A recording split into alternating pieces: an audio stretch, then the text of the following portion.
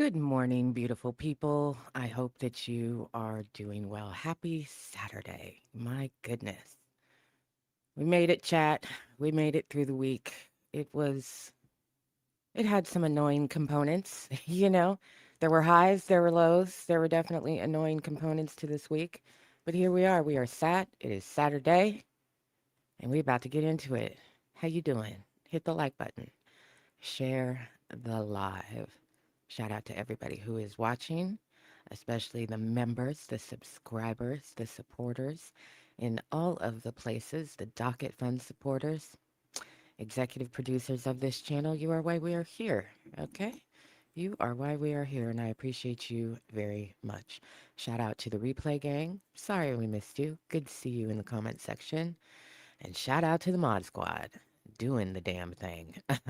I apologize in advance for injecting this into your day because you might have to be ready on that that eject button. Since we're going to be talking about Megan Thee Stallion, that's when the misogynists seem to rise.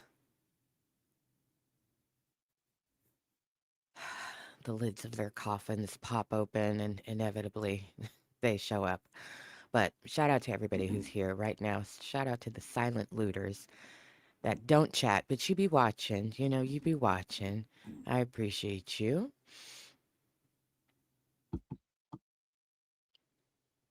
Uh, I was gonna say something else and then I forgot what it was. It's early. I'm on my second cup of coffee and I'm still pulling it together.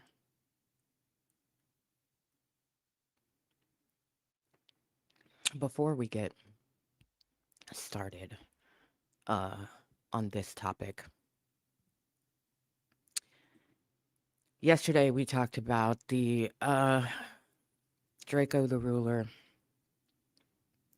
murder and the civil lawsuits that have come up about that. We talked about the YG warrant. We talked about Glasses Malone and what he had to say a couple days ago. He has been on some other podcasts since then and has had, or some other, channels and has had some things to say. He's 100% confident, okay, that Drake is messing with YG. So I was reading, I believe it was Real Hip Hop News, and I just had to chuckle and then close the web page because WTF.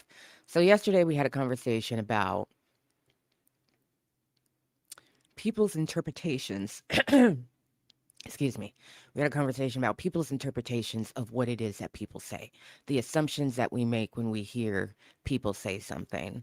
And, I took a beat just to inject, for objectivity's sake, an example around some of the things that Glasses Malone had said and what led him to say them, which was a troll in the comment section. But we talked about how, you have the original situation and then you have people's assumptions about what is said, their interpretations about what is said. They get their red string out and they start connecting things, whether they actually connect or not. Language starts to change, things get kind of ratcheted up. And yesterday, we were talking about a campaign, that Drake was behind a campaign, and we had conversations about that. For funsies. What do we think about when he's actually dropping money, when he's trading in, negative stories about other people to save himself from being covered in a publication? Um, again, this is for funsies, hypothetically, how he reaches out to people who have large social media presences and how, hypothetically, he manipulates them into producing certain kinds of content that either favors him or goes after somebody that he doesn't like. So yesterday, the conversation was about hypothetically, you know, campaigns run, manipulated, pushed by, paid for by Drake. This morning, that language has changed from campaign to investigation. Real Hip Hop News said Drake is funding the investigation into YG so that he can get him arrested. And the conversation that we had yesterday was, are we talking about disinformation or are we talking about obstruction of justice? Because they're two distinctly different things, but there's a fine line, okay? So that made me think of that again. So if none of this makes any sense to you, run back yesterday's replay and you'll see the conversation that we have about what's going on with this. But I saw that this morning. Mind you, do I consider Real Hip Hop News to be a reputable journalistic site? Beloved, bless your hearts. No, I don't. But I still want to know, perspective. They're messy. They got a lot of typos. You know what I mean? But I still want to know perspective and how the gossip mill is churning things out. And so it's gone from, campaign to he's funding the investigation. We asked a bunch of rhetorical questions yesterday. Here's some rhetorical questions for today. What investigation? The criminal one? Did he hire a PI? What are we rhetorical? It doesn't matter. Shit is ridiculous. We got a little goal and we got an hour and a half to get to it. Appreciate you. So, we have not talked about this case at all on this channel because it came up at a time when I don't think we knew exactly what it was we were doing on this channel with lawsuits. I have followed it in the media and I've glanced at the docket quite a few times when significant things have been filed, and this case has reached a very significant milestone, okay? Because it is going to trial. And if you're like, I don't know what you're talking about, beloved, I got you. Give me two shakes. Give me two shakes of a tail feather. Shout out to everybody who is watching. Hit the like button, share the live. All right, let me pull my notes together. This is all in the description section of this live as well, but I'm going to read it to you. We're going to look at just a section of the second amended complaint. Let me back up. I'm going to give you an overview. We're going to look at a section of the second amended complaint, which is the lawsuit in this case, so we can get real clear on what the plaintiff alleges happened.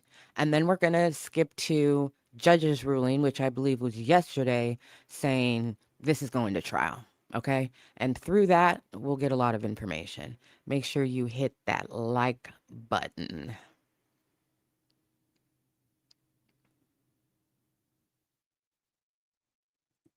Musical curiosity, getting us started on our goal. You the best. High five. I'm bulletproof. Appreciate you. Thank you so much.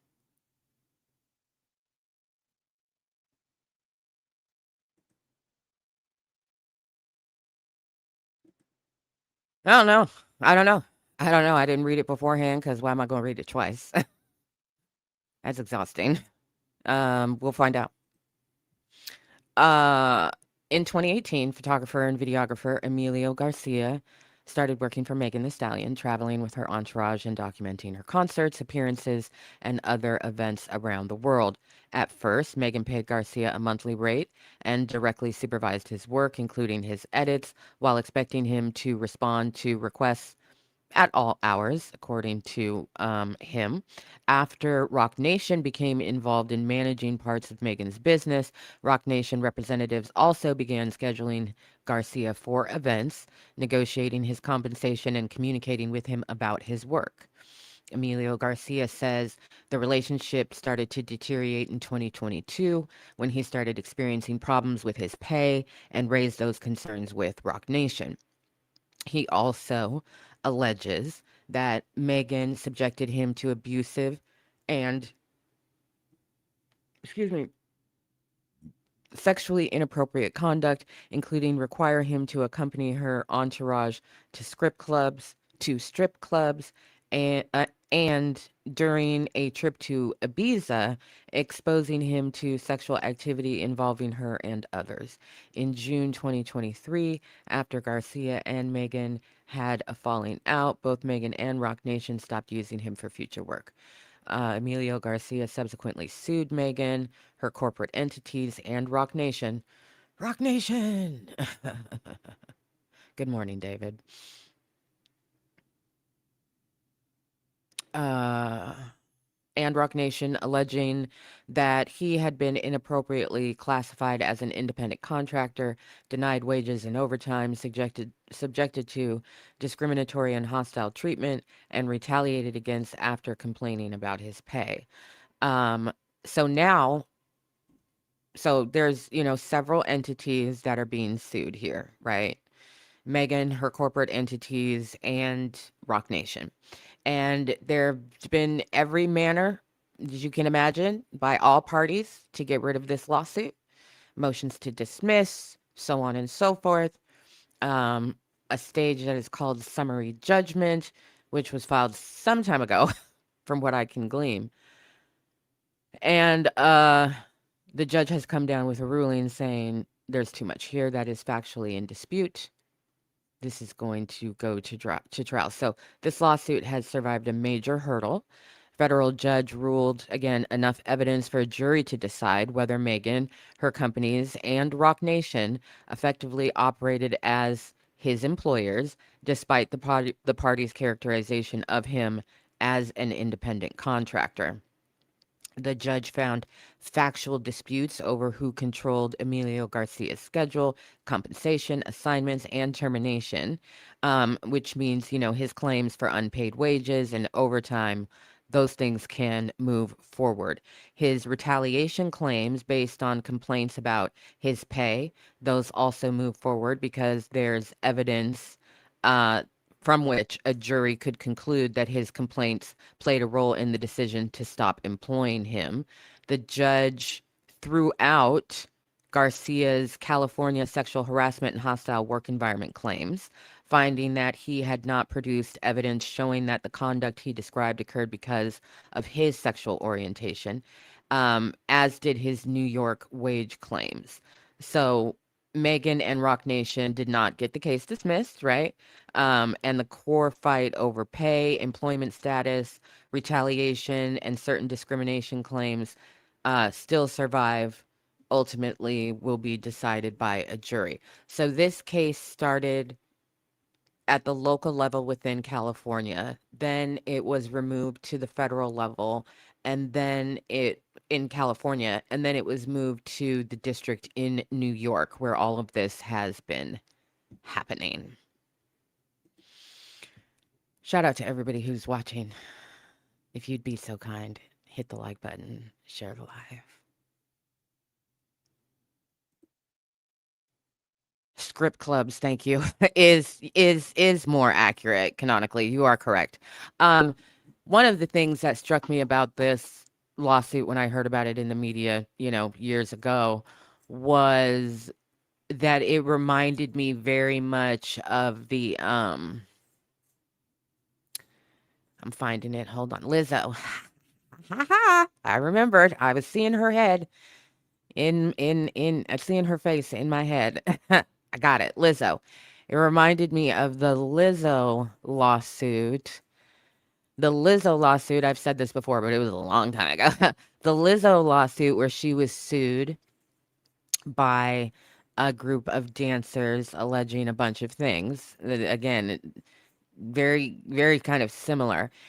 The reason why it got my attention was because I watched the series that she did when she did a reality show to find dancers. And just from watching that show, I remember thinking, this is embarrassing, meaning Lizzo, how she conducts herself, the behind the scenes, how she behaves, the way that she speaks to people. Um, these people don't seem to understand that they are legally somebody else's employers. Like that is like evident. So when Lizzo was sued, I was like, I am not in the least bit surprised by this. As you all know, I don't typically pay attention to these kinds of things, so I know that there are going to be people either that come through this live or, try and post a comment after the fact, um, saying something about Megan, something in her history, something having to do with your opinion of her as a woman, something having to do with your opinion of her as a loose woman. Okay, all of those things. I'm completely disinterested in any of those things. I'm only focused on what is on the docket. Okay.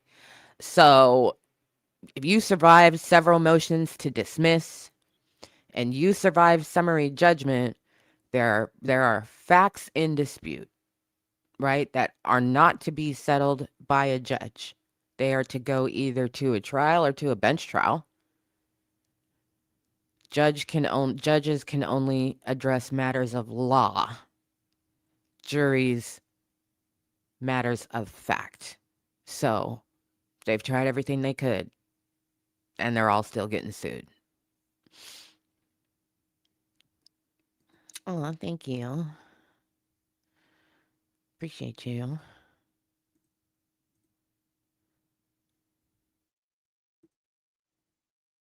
Good morning. Titanium Tectonic, Tia Monique, Afro Butterfly, Kim Tillman, K Sharp, Kiki, of course, David, Musical Curiosity, getting us started, Shirley Johnson, Lily Eternal, Claudia, of course, Janice Real, good to see you, Lily, 1997, Jamie, hello, Flashburnt, good to see you, 72, having fun. Getting the chat all together kicked off this morning.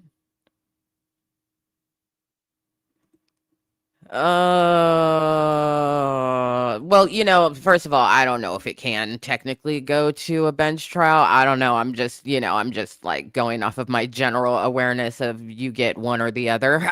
You can opt for one or the other. So I don't know. They demanded a jury trial. So it's a jury trial. It's going to be decided by a jury. Would it be better with a judge? Maybe because of, I mean, I'm just gonna say straight up that I think that they may lose. Okay. Um, on the damages end of losing, I think you're going to get a more temperamental settlement damages decision from a judge than you are from a jury. From a jury, ain't no telling who shot Helen, how much money they gonna award somebody. They could just be like, well, how much was he actually making? Right. For some things, there are uh, um, formulas that you have to follow. So when he's talking about lost wages, that will be a formula, right? That is based in part on an average of what it was he was making a month, right? For a period of months before things went south. But then other damages, right? Punitive damages, you don't know what a jury is going to do. So one thing that I'm very confident saying is happening after this judge's decision is that we've talked about this before, that when there are these kinds of, significant potential liability lawsuits, it doesn't have to be a famous person, right? They're thousands, millions of lawsuits we never see, never talk about, where, substantial financial damages could be awarded in a situation.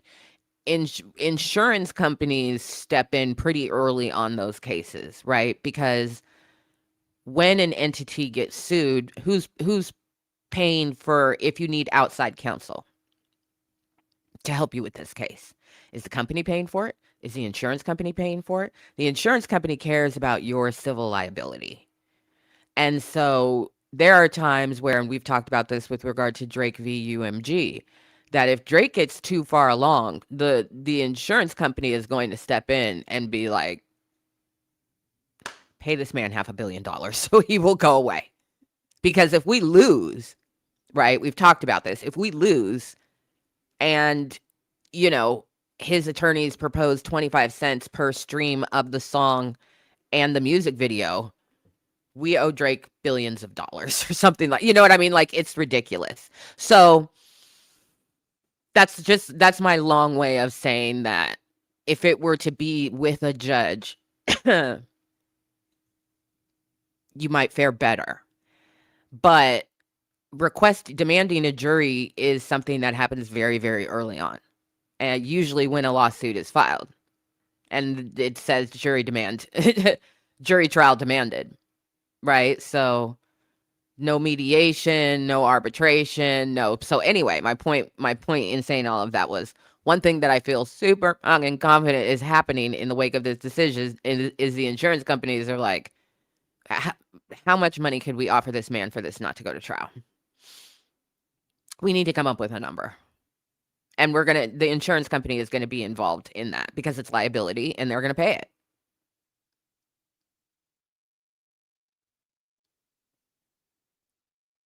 Unless the insurance company decides they have a bone to pick with their client who they insure. And there are multiple entities here, likely, potentially multiple different insurance entities.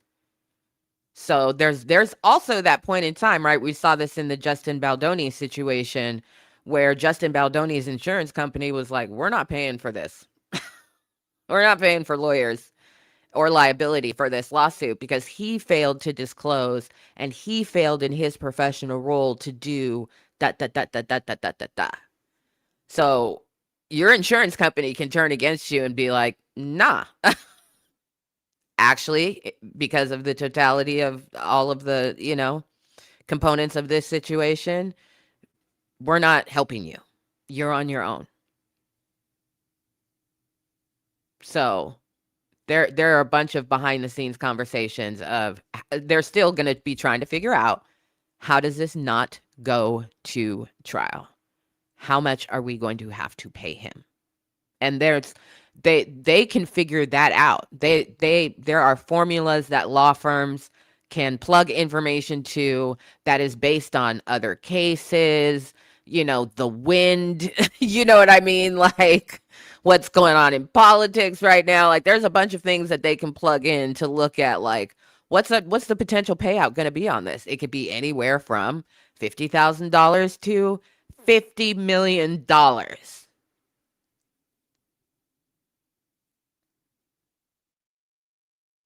How do we make this go away?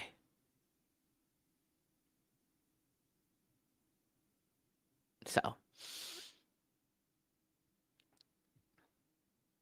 positivity. Nope. See, I did it again because we have a positivity vibes. I'm sorry. I'm sorry. I'm going to get it right. Positivity Bez. Excuse me. Positivity Bez. Thank you for the $10 contribution. Appreciate you very much. I mean, there are a lot of different things that go into how is a jury pool feeling when it comes to what it is that they're going to award somebody. And that's also dependent on who winds up, like who's your jury pool.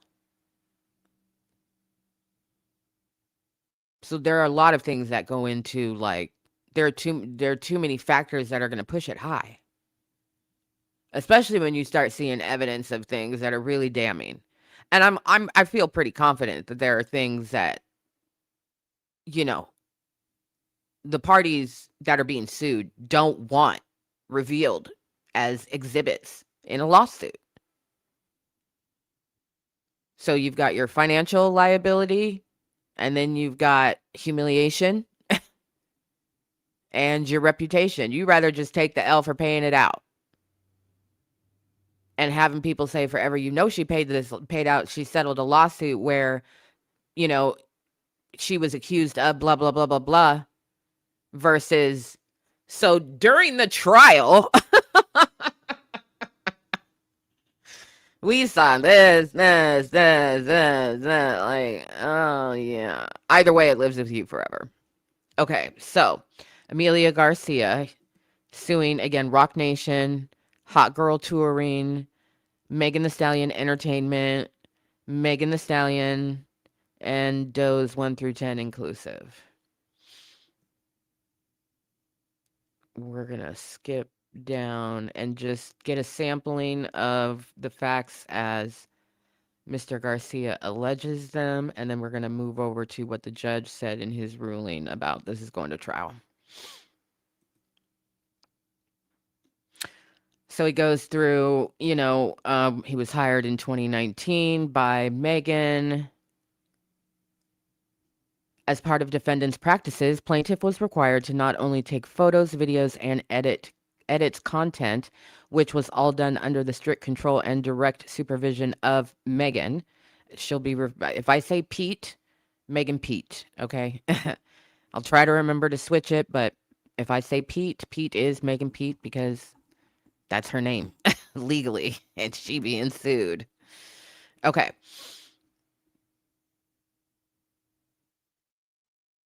As part of defendant's practices, plaintiff was required to not only take photos, videos, and edits content, which was all done under the strict control and direct supervision of Megan, but also to accompany Megan almost anywhere she went as part of her entourage.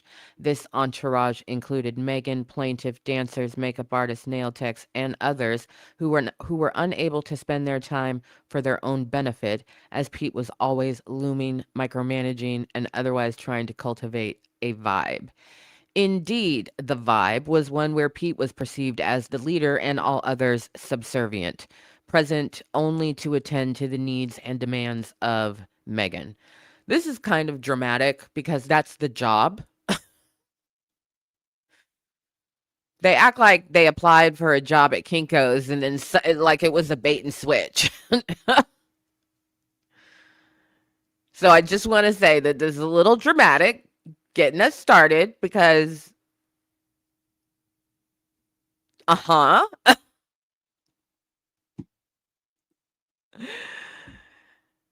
it was a rainy moon-filled night. You know what I mean? Like, okay, calm down. As a writer, and a persuasive writer, I would have preferred, starting with like the rose-colored glasses of the plaintiff to join such a vigorous and demanding operation, and then pivot to the hellscape. I'm not saying don't act like you don't know what you signed up for, because nobody signs up to be abused at work. What I'm talking about is the structure of the level of demand required to provide the kind of service that he was providing for somebody like Megan Thee Stallion. That's what I'm saying.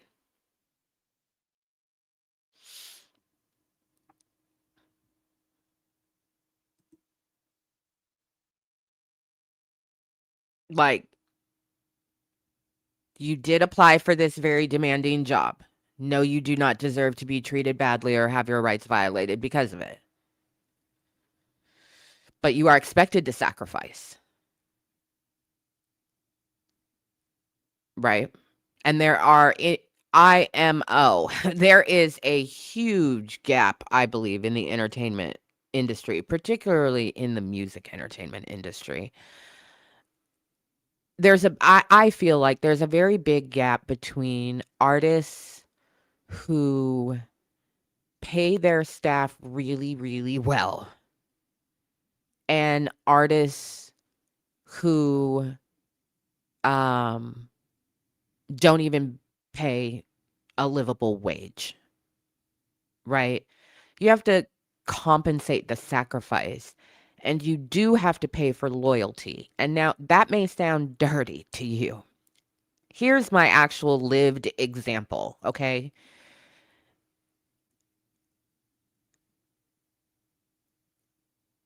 A long time ago in my career, I'm thinking back, a long time ago in my career where I was at like a pivot point, you know. Everybody has those in their 20s and early 30s. I was, if not one, several.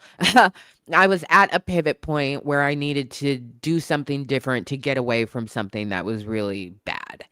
And it was me taking the opportunity to not just get a different job, but to actually do something different. And to really really think about what is actually going to advance me in my career. And it wound up being a part-time job, but it paid full time. And I remember asking my boss, why would you do that? And she said, oh, because it's a crapshoot when you hire somebody for a part-time job because they still have to meet their basic needs. And they may not, therefore, be able to give the job you hired them for the level of attention that you want them to have because they have to do something else to survive. So even though this job is only part-time, the rate is full-time pay. So that you don't have to worry about meeting your basic needs and you can focus on doing what it is that we are paying you to do. Not only did that change me as an employee, but it changed me as an employer and a supervisor, a director, somebody who creates positions, determines compensation rate, and so forth. I was like, got it.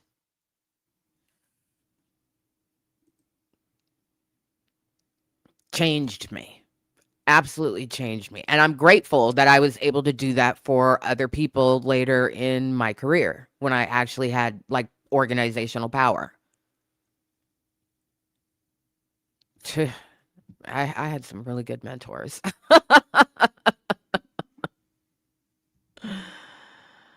I'm telling you, there's nothing like working for someone with elite level leadership management skills.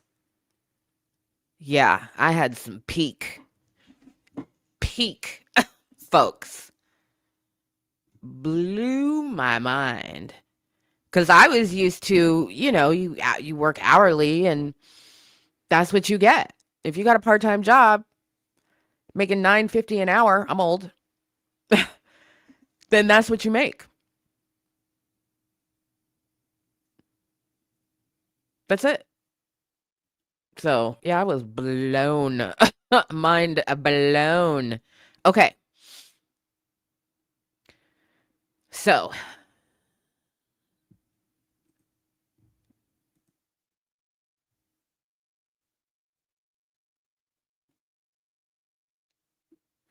indeed, the vibe was one where Megan was perceived as the leader. She was, and all others subservient.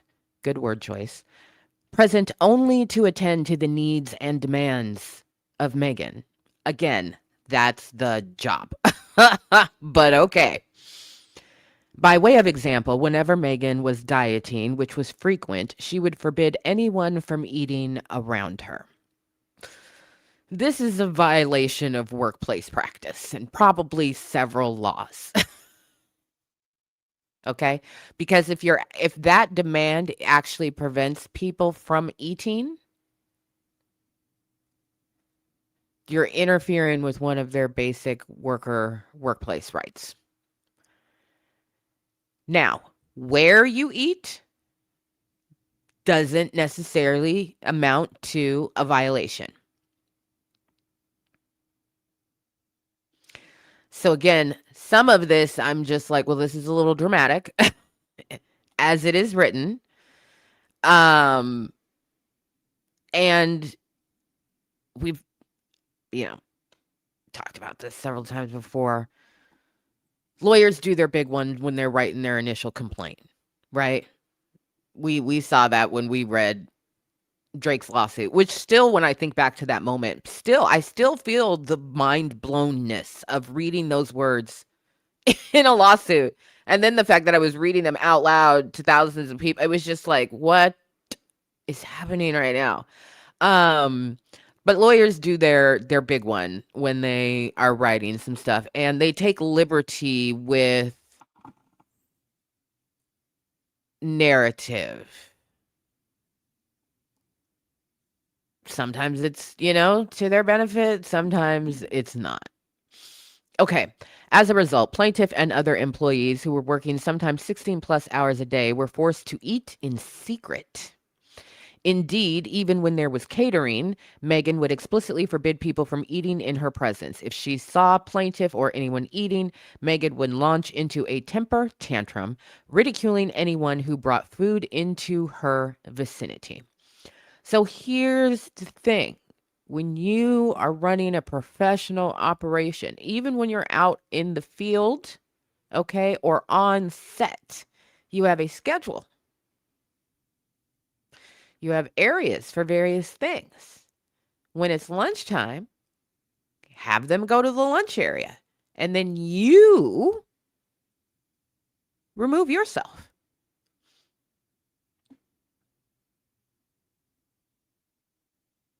This is not an Amazon warehouse, Megan.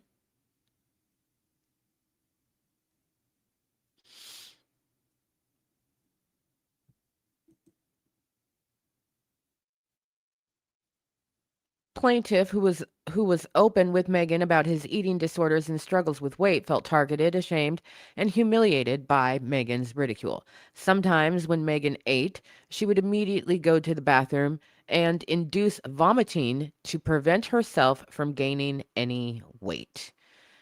Megan held plaintiff and others to her unreasonable and illegal standard of beauty and targeted those, including plaintiff, who failed to conform. By way of further example, plaintiff, as part of Pete's entourage, was required to attend strip clubs, nightclubs, and other excursions wherein Pete would consume copious amounts of alcohol.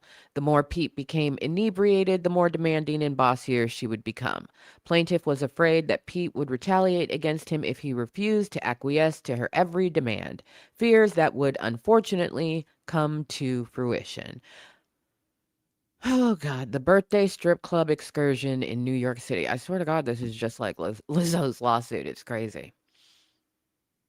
Shout out to everybody who's watching. Hit the like button, share the live. Appreciate you.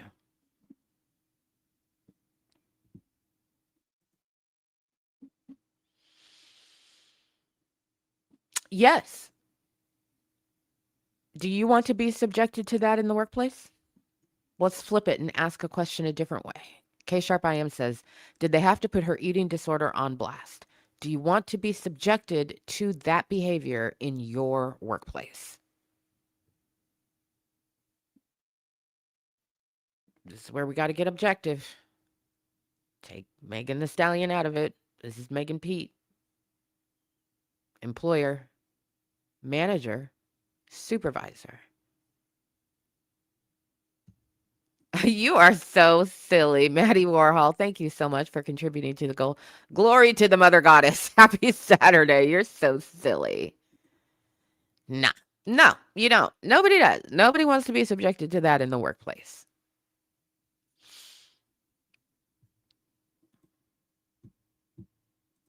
Again, and this goes back to what I was saying in the beginning. K Sharp says, I just feel uncomfortable now that I know that about her. Allegedly.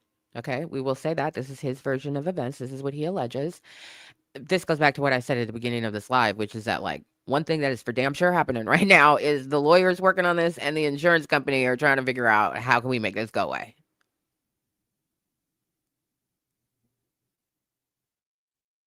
How do we make this go away? How much money do we have to pay this man to make this go away? Because if this goes to trial, you got other people getting subpoenaed to have to testify. The former manager situation is going to come into it. It is going to get messy and it is going to be on the public record. Because there are people that are just waiting. The sharks and the piranhas have been circling and nipping and taking chunks out of Megan Thee Stallion for years. And this is a 7-course meal for them. All the clicks. and likes. All the clicks and likes. They do not want this to go to trial. How much money are they going to have to pay?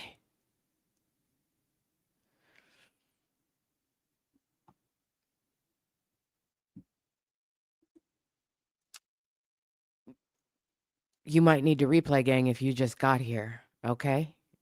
We're starting with the second amended complaint. I already went through what was kicked out. It's written in the description of this live.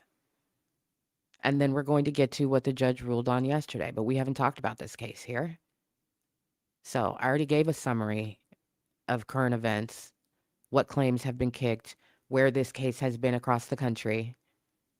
Now we're looking at a chunk of the complaint so that we can all orient ourselves. And then we're moving on to the judge's ruling against Megan and Roc Nation, etc. They lost their motion for summary judgment. Thank you.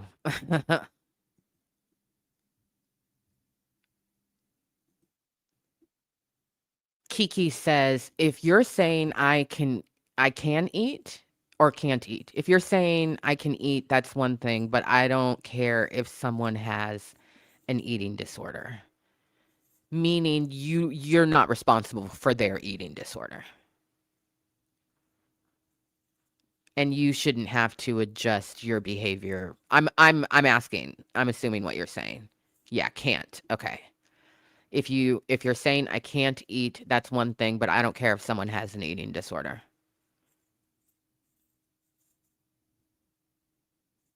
Hi, Nisi.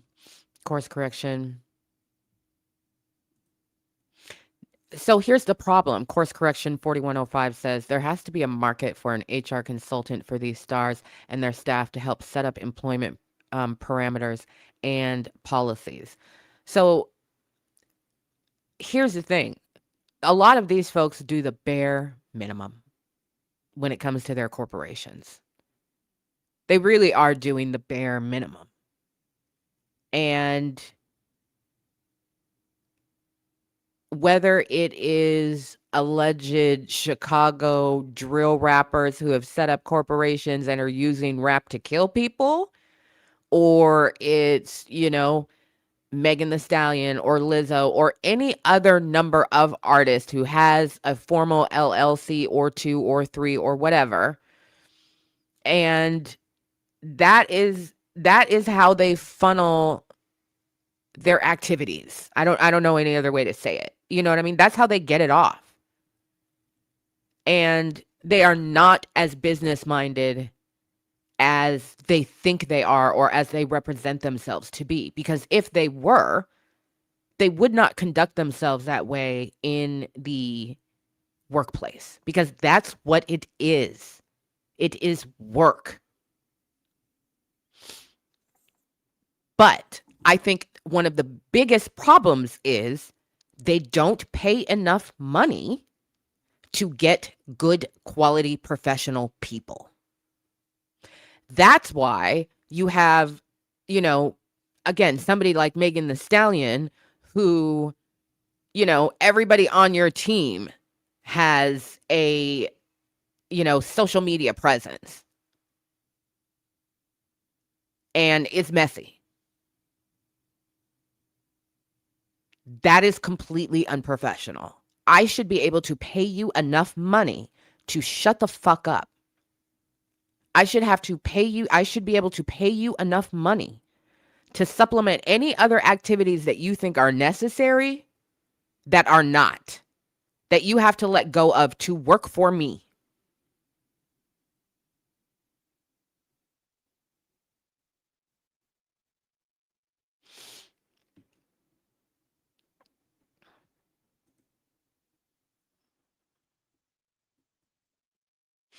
Kiki says, you asked, would you want to be subjected to that in the workplace? I don't want to be subjected to dietary abuse, but my boss's eating disorder is not my business if it doesn't interfere with me. Maybe I'm heartless.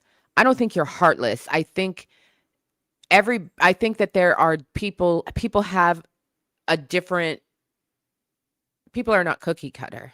So what you define as something that like interferes with your ability to do your job, and what the next person defines as interference with their ability to, safely and comfortably do their job, those may be very different things.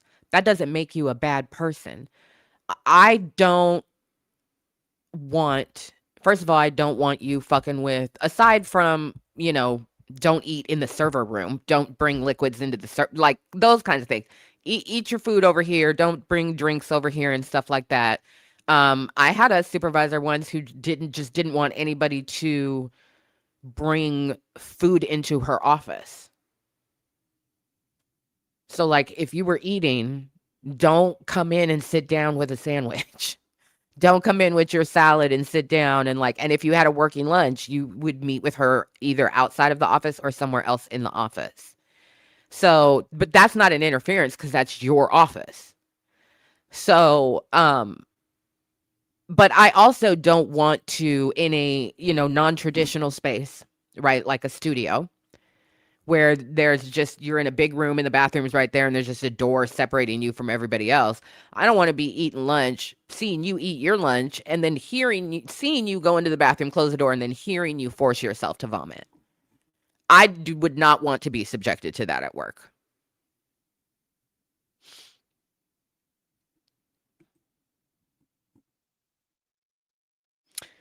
This too. I've worked in places where eggs and fish were banned completely. I've worked in places where nuts and peanut butter were banned, So that's one thing. That if safety is superseding the situation, then that's just what it is.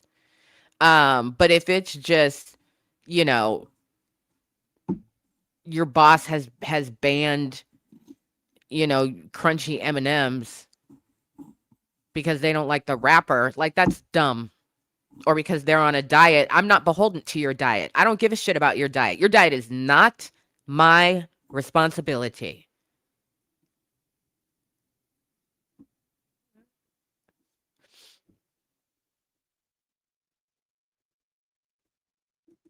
And then you have this overlapping thing of him saying that he had already established that he has an eating disorder situation and it made him feel some kind of way.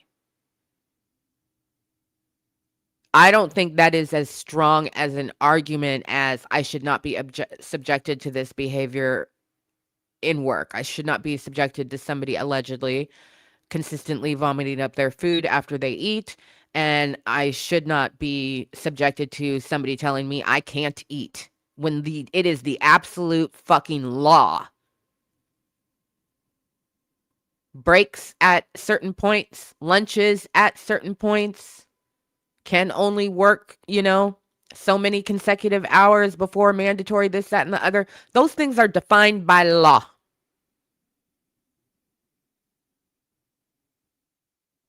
And you got some MFing nerve trying to take that away from anybody because you feel some kind of way or it's an inconvenience to you because you're trying to lose weight. That is not my problem. I'm not responsible for your diet.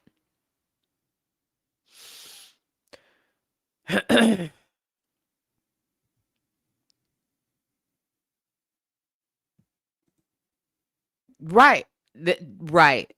Hearing that, or, maybe not, maybe you don't hear it, but maybe it's, understood that she's getting up, she's going around the corner into the bathroom.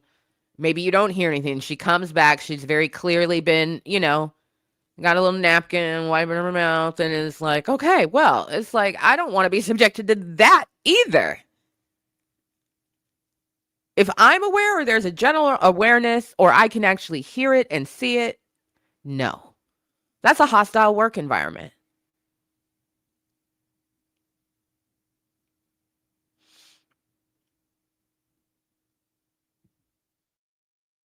Oh, I don't give a shit about this.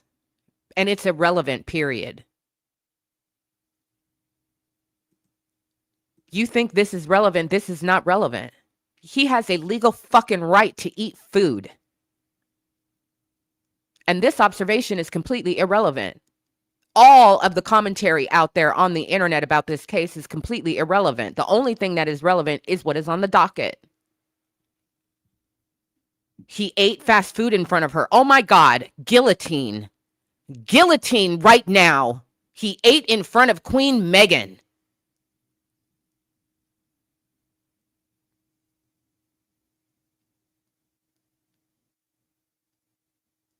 She is the employer. If she does not want him eating in a specific place, it is her obligation to afford him a place to eat. It is her job to do that.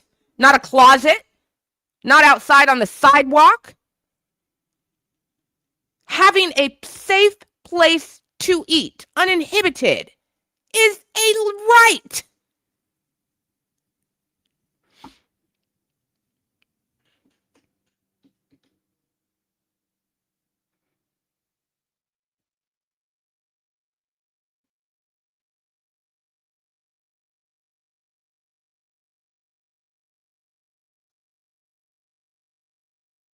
These folks who take their, take their dancers and go to the strip club, like the red flags that just fall from there for me in my mind.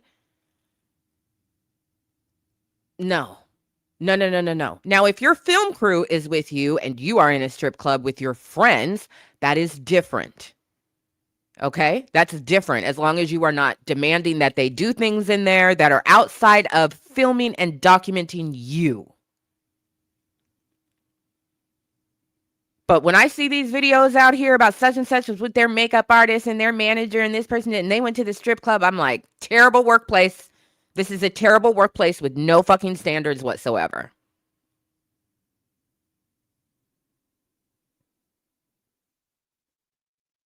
I'm a boss, cuz. No, you're not. You're a biscuit head with some money.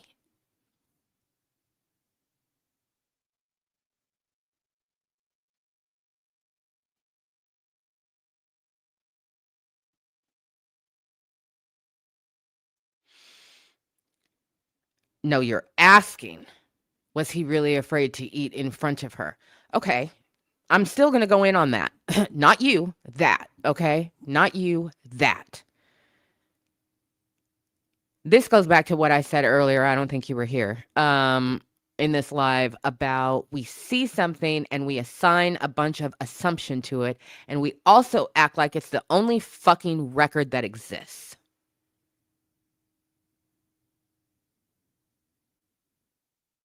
It's not. It's not. It's not the only record that exists. I'm saying in general. I'm not saying he has evidence of it, he doesn't have evidence of it. I'm saying in general. People constantly make the mistake of seeing something on the internet and being like, well, that's ball game, that's everything. No, we're talking about a multi-year situation. You talk about a 30-second video.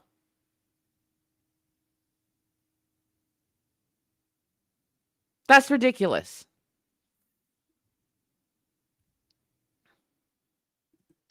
Joshua, thank you very much for your support.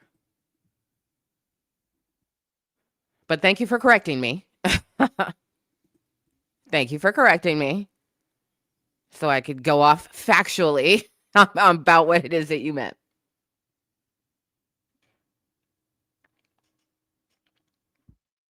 And again, let's also keep in mind, and you can read the description of this live, this is a second amended complaint. Many of the claims have been dismissed.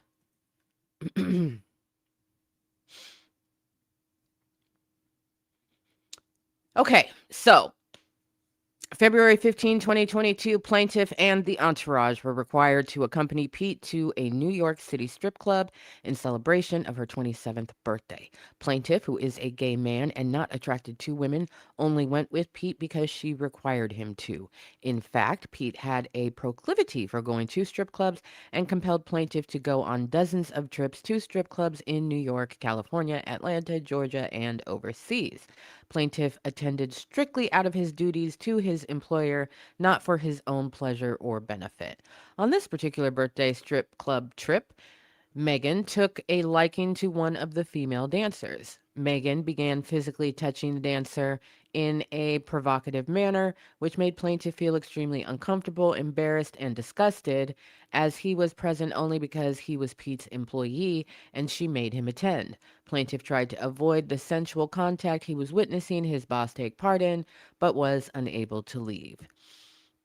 Another member of Pete's entourage in earshot of both, sorry, Pete is Megan. Both Megan and plaintiff noticed Megan was taking a liking to the dancer and asked what her real name was. The stripper responded with her name. Her surname happened to be the same as plaintiff's and is a surname shared by hundreds of thousands of Americans. Naturally, everyone who heard this, including Megan, looked at plaintiff to see his response. With dozens of eyes on him, plaintiff felt obliged to respond, acknowledging they shared a surname by joking, "Hey, cousin." In response, Megan immediately shot plaintiff a sinister look, a look so malignant that he had never seen Pete express before. The entourage and Megan resumed partying, but it was clear to everyone that plaintiff's innocuous comments had flipped a switch in Megan, who refused to acknowledge plaintiff the rest of the night. As a result of this treatment, combined with being forced to watch his boss, Megan, engage with a stripper, plaintiff began to feel even more uncomfortable and ashamed, even though he had done nothing wrong. As a result of Megan's acts and omissions, plaintiff removed himself from the situation and proceeded to leave the strip club and waited in one of the SUVs in the convoy, waiting for Megan and the entourage. Plaintiff waited in the SUV rather than going to the hotel because he still felt compelled to remain on the premises as part of his duties as a member of Megan's entourage. Unfortunately, this incident would set the tone of the deterioration in the party's working relationship, predicated on Pete fostering a hostile work environment. They went to Spain, Ibiza in particular. And this is extremely graphic, but the allegation is that Megan forced plaintiff to watch as she engaged in a group intimate acts during their trip to Spain. This was June 2022. Plaintiff was with Megan and three of her best friends, DK, QJ, and Jayla, together here in The Best Friends. No, I don't give a damn who these people are, so don't tell me anything about them or anything that they've said about this case on social media. I don't care. Thank you. Um, there was a driver, unknown passenger. Okay.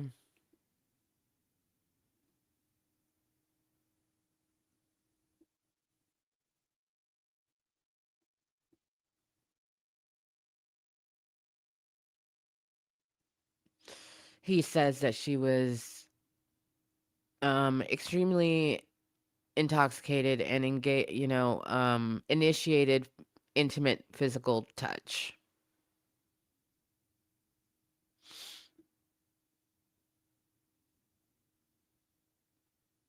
Oh my god, I'm not reading this. Get my channel banned. Not reading that.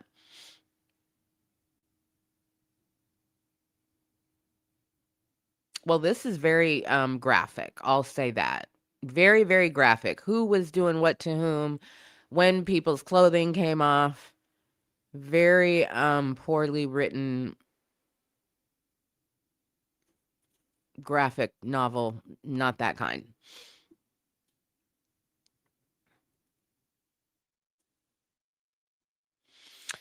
Allegedly, this is what the song Best Friend is in part based upon.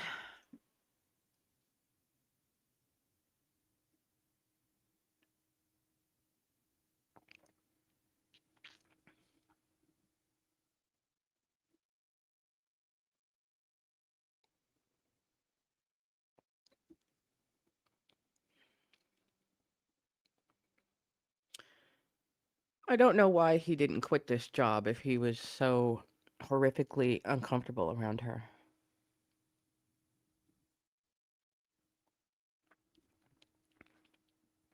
So allegedly, she berated him at a dinner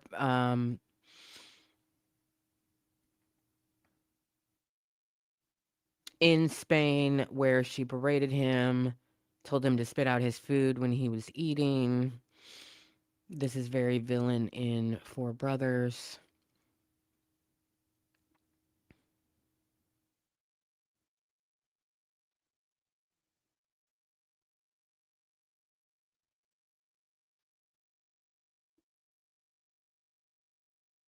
He says he was subjected to sexual harassment and fat phobic comments.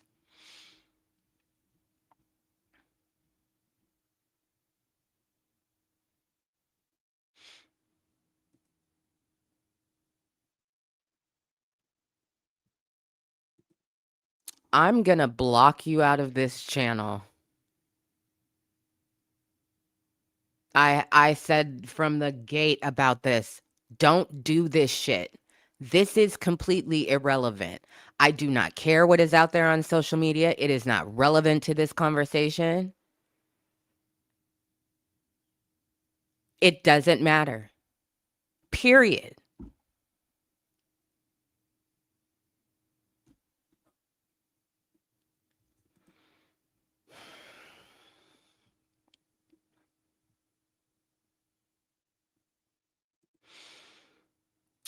Because he needed the money. Yeah, you're right.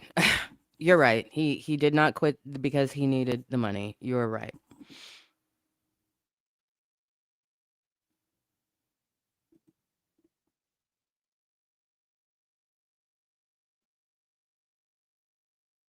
So she threw a remote.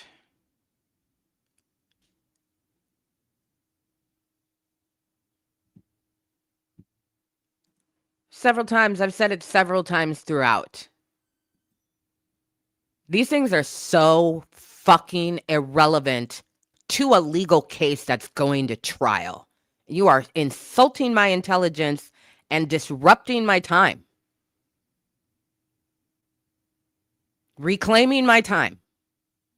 Okay? I am reclaiming my time.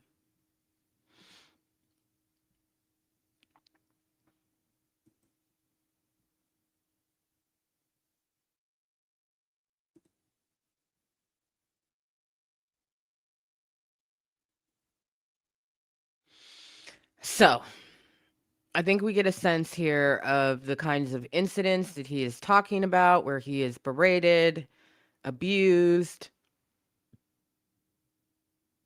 It says, was fired in retaliation. Retaliation continued after the termination of his employment. Wage issues and so forth.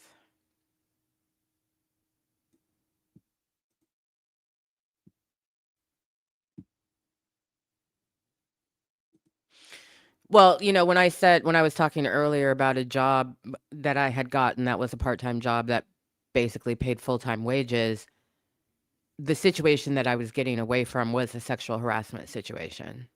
And that was a salaried position. It was my first salaried position.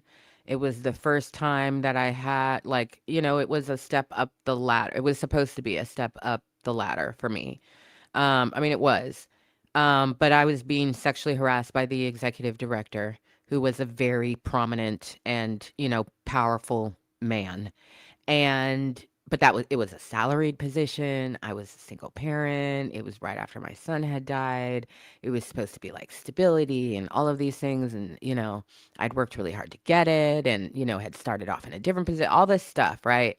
And I remember my dad in particular being like so fucking over the moon when I had gotten this job. Obviously, I didn't tell him all of the things that went wrong because that's a difficult conversation to have with one or both of your parents, period, no matter how supportive they are.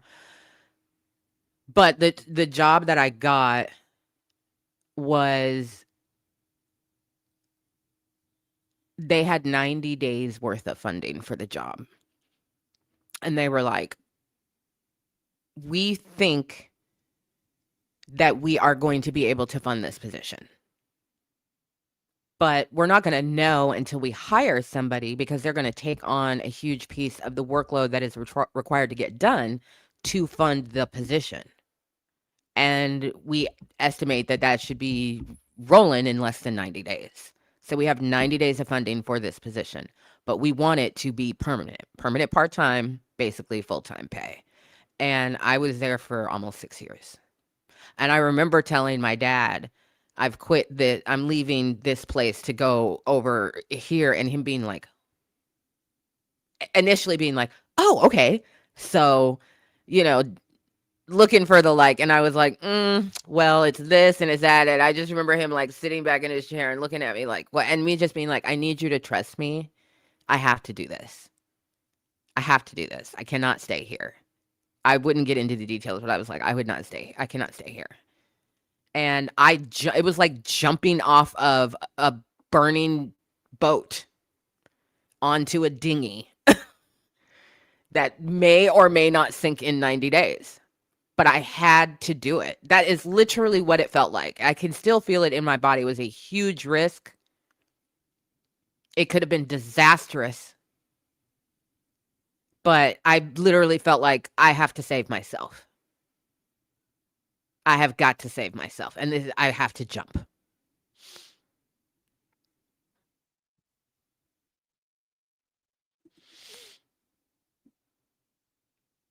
Yeah, I mean, in those cases, sometimes that's what you got to do. So, the judge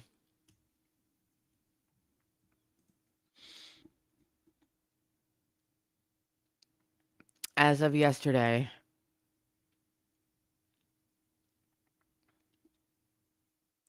has this to say, and this is going to be a read. Make sure you hit the like button. Share the live. Let me stretch.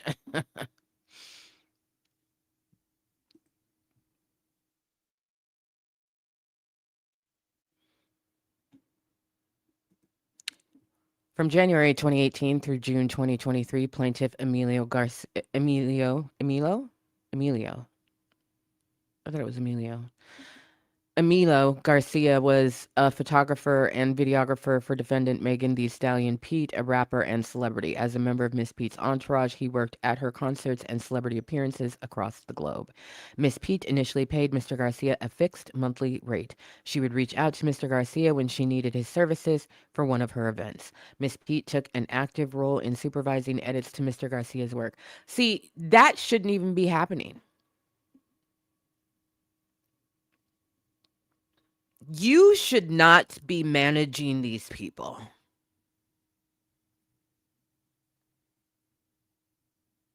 Where is your executive assistant?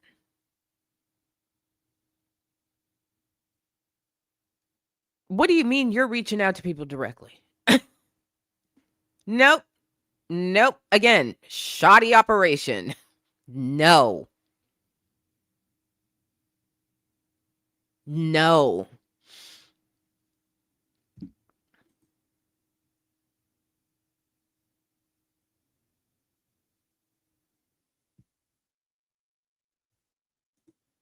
Child, yeah. True. The older you get, the more in tune you get with, I cannot stay here. And you can spot it in for other people too.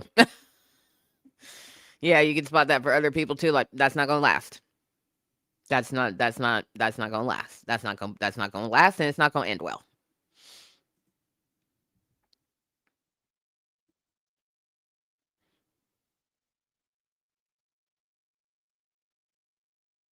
There was a rapper, maybe Kiki knows who it was. I'm 99.9% sure that it was a woman rapper. And this was probably within the last 3 to 4 years. But she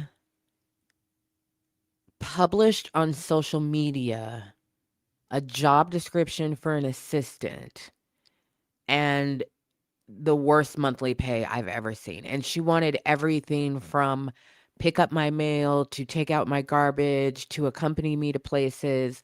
And it set off this whole conversation about are these people delulu, number one.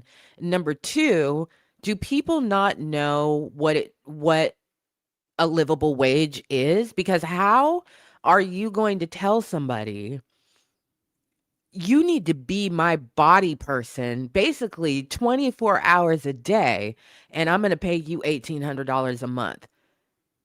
Have you lost your fucking mind? And then she went to social media and was defending herself and this that, and the other, and was like, well, this is the budget that I have for the position. Okay, that's the budget, but that's not the budget for that job. You need some help, but that it does not get you what it is that you are asking for. The person who takes that money for that job description is going to be a fucking nightmare in your life. A nightmare in your life.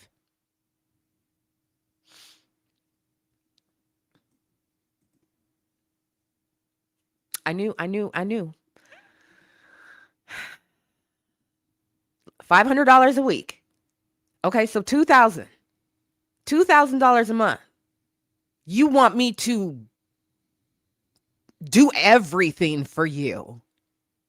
You want me to leave my own life. You're hiring, first of all, only one person for this position so that people have no chance of establishing work-life balance.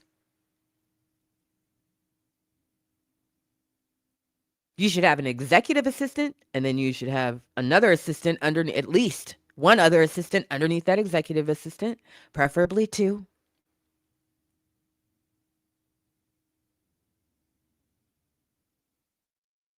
And then it just keeps going down from there.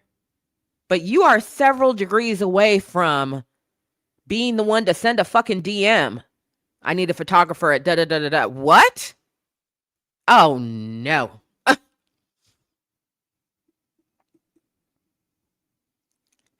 Yeah, among other things, because of course she did not back down. She double, quadrupled, tripled down and was like, well, this is the money that I have for the position. Then you don't have money for that position.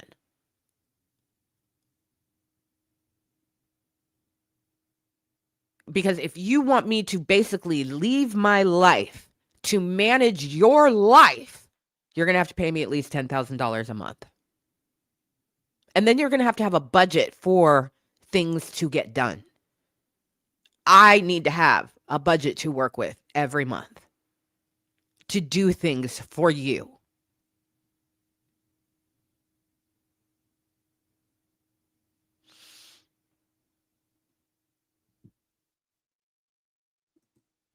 Again, it needs to pay above and beyond, because you're not just paying for the hours.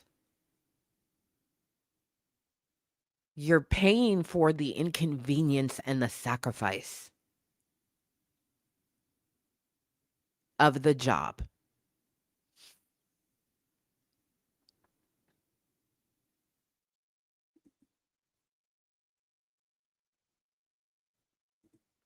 Kiki says, I do it for $5,000 a month, but $2,000 a month is insane. Hey, no, I wouldn't do it for $5,000 a month. There's no way. There's no way. Not for somebody like that. No. No. Not for somebody like that. Because when you are somebody's executive assistant and you're the one that then everything trickles down from, you can expect, whether you're on site or not, to be on call 24 hours a day, 7 days a week. Period.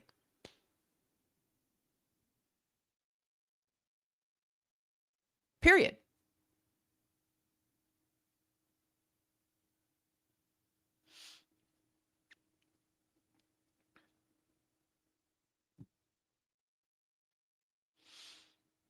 Bare minimum. Bare minimum. I've had a single client that was so demanding. I'm not even going to say how much money I made every month off of that contract, because it sounds absurd. But you weren't there. You weren't there. You don't know what we went through. Okay. Yeah. I eat, sleep, breathe, everything. That project. I was sleep. I mean, it was the heaviest lift. Yeah, of my professional career.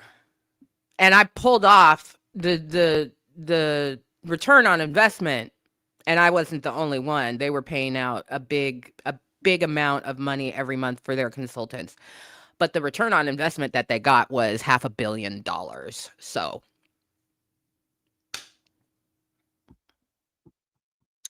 I was worth every penny.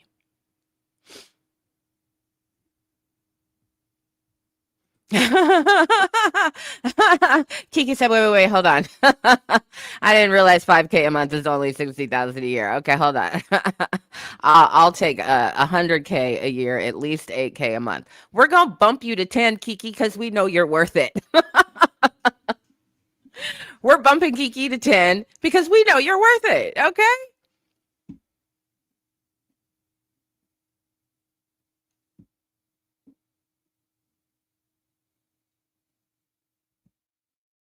So there are problems that set the stage for all of these problems to exist. For these artists who keep getting sued by somebody in their entourage because they subjected them to some bullshit.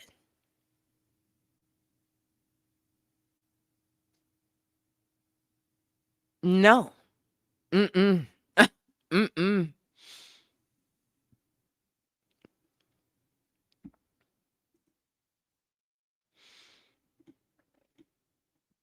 So she took an active role in supervising edits to Mr. Garcia's work. She expected Mr. Garcia to respond to her request for work product at all hours. Later, defendant Roc Nation took responsibility for managing aspects of Miss Pete's business. Thereafter, either Miss Pete or Roc Nation would reach out to Mr. Garcia to staff Miss Pete's events.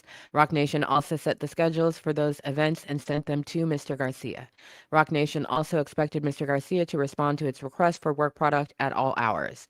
June and August 2022, Mr. Garcia renegotiated his pay with Miss Pete and Roc Nation representatives. Miss Pete and Mr. Garcia's relationship deteriorated beginning in early 2022. Miss Pete exposed Mr. Garcia to abusive and lewd conduct.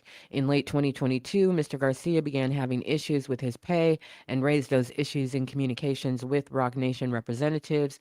In June 2023, Miss Pete and Mr. Garcia had a falling out. Thereafter, Roc Nation and Miss Pete stopped working with Mr. Garcia. May 2024, Mr. Garcia filed this action, asserting an assortment of claims for wage and hour violations, discrimination and a hostile work environment, and retaliation under California and New York law. He named Roc Nation, Miss Pete, and Miss Pete's corporate entities as defendants. Defendants now move for summary judgment on all of Mr. Garcia's claims. Because a reasonable jury could conclude that all defendants exercised a high degree of control over Mr. Garcia's schedule, pay, and performance of his duties such that they jointly employed him, defendants' motions for summary judgment with respect to Mr. Garcia's wage and hour claims are denied. Because a reasonable jury could also conclude that each of the defendants terminated Mr. Garcia because he raised concerns about his pay, defendants are not entitled to summary judgment on Mr. Garcia's retaliation claims under the New York labor law and California law. However, because Mr. Garcia did not engage in protected activity concerning any alleged discriminatory conduct, defendants are entitled to summary judgment on Mr. Garcia's retaliation claims under the New York City and state human rights laws.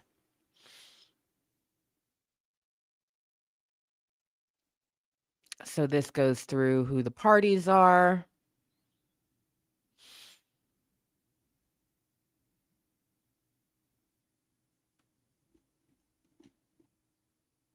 Roc Nation, they're the parties and their kind of role with regards to this case. Again, as we learned, he joins the entourage. So, July 2019, Miss Pete asked Mr. Garcia to quit his full time job to join her entourage. Like Mr. Garcia, all members of Miss Pete's entourage identify as gay or bisexual.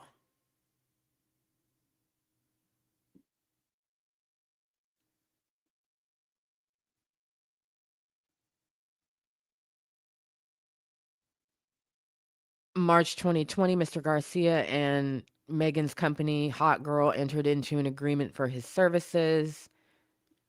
The agreement described the scope of the agreement and Mr. Garcia's services.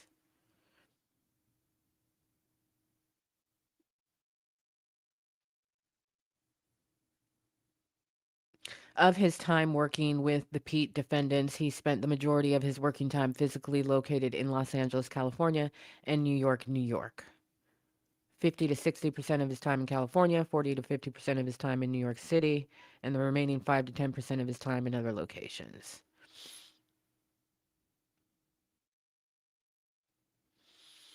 Miss Pete disliked it when members of her entourage took breaks and would respond to members' requests to return home from in-person events by limiting that member's future opportunities for a period of time. Mr. Garcia declined in-person assignments because he had personal conflicts. In those instances, he negotiated time off with Roc Nation representatives. For example, he declined a New York-based assignment in August 2021 because he had previously committed to perform in an event in Houston. In that instance, he originally sought to take 5 days off, but limited his request to a single day so he could get the job done. In June 2022, Mr. Garcia and defendants agreed that he was to be allowed to take off 3 days per month under an agreement that would remain in effect until June 2023. Mr. Garcia took advantage of this provision of the parties' agreement.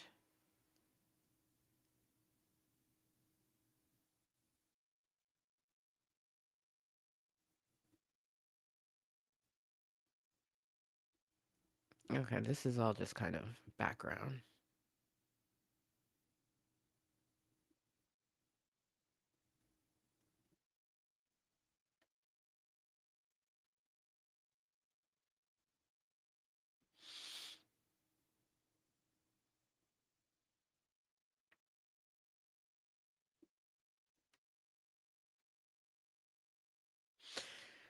Miss Pete preferred that members of her team not work for her competitors. The space of female rappers was highly competitive, and Miss Pete believed that it was important to have an exclusive and devoted team to maintain her unique appearance.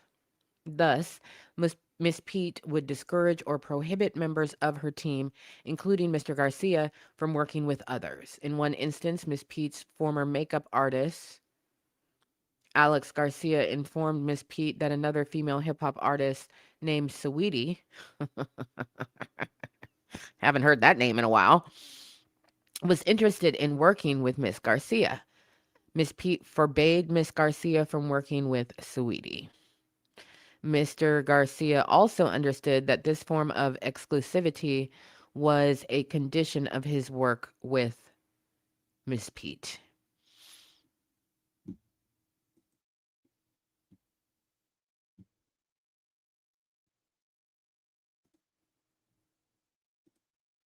Sounds like it was a horrific working environment, full of unprofessionals and people who like to be the boss but don't actually want to do the grunt work of what it is to be the boss.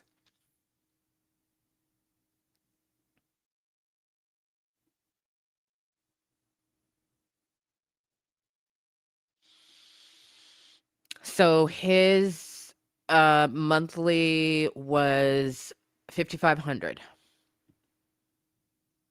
to exclusively work for Megan Thee Stallion. That's not enough money. I'm just gonna say it. That's not enough money. As a photographer, that's not enough money.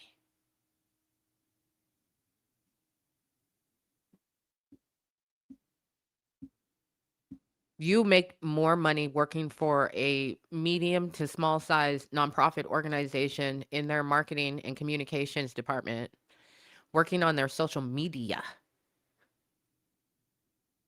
They gonna pay you at least $6,500 a month, if not 7 to 7.5.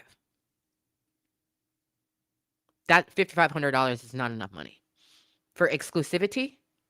Mm-mm. Mm-mm. Mm-mm. Especially if I can establish that there's competition. Again, this is business. This is business. So if you want me to miss out on other money-making opportunities, what is the compensation for that? Again, that goes into the I need to offer enough money in these positions that people are comfortable, first of all, doing the demanding work, and second of all, not feeling like they're missing out, right? But instead they're bought into the I'm sacrificing that for this. And I'm comfortable with that. I've made that choice. I'm not doing that. I'm doing this. So it's less of a miss out because missing out on shit builds resentment, especially if you feel like you're being treated like shit and you're not being paid enough money or they're playing with your money. That just builds resentment. That's just normal for anybody and everybody. But I could have been doing this over here and making this money over here.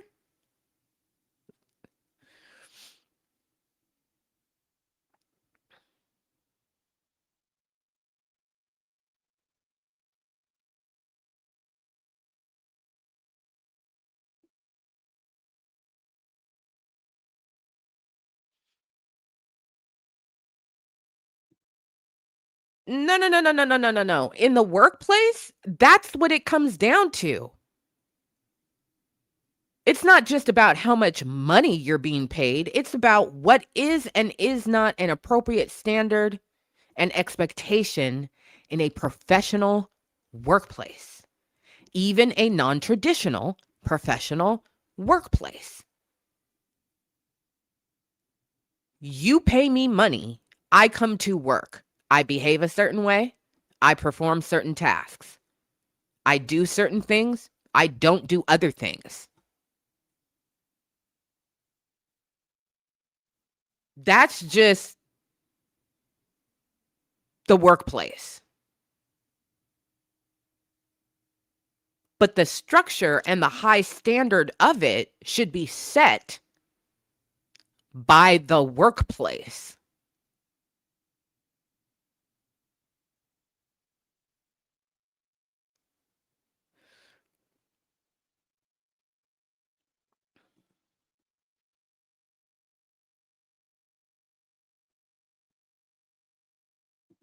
I didn't say that. I didn't say that. If you want to draw that inference, you can do that.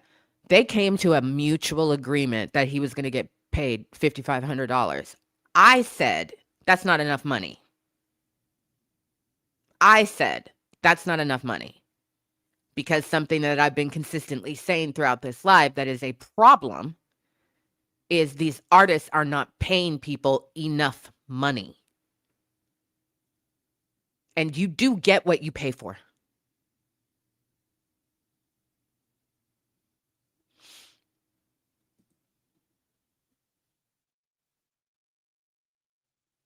So he went from $5,500 a month to a proposed rate of almost $2,900 a week for 1 year.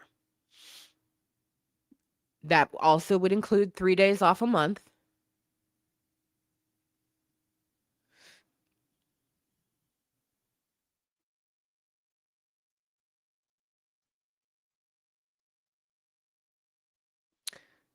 They agreed in writing.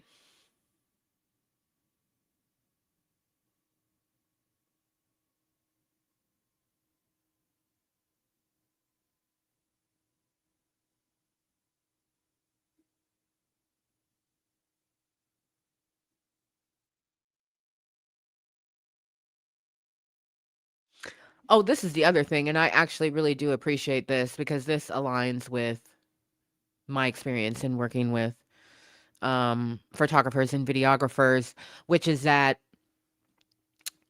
for photographers and videographers who do more than one thing, they charge a different rate for the based on what it is that the thing is.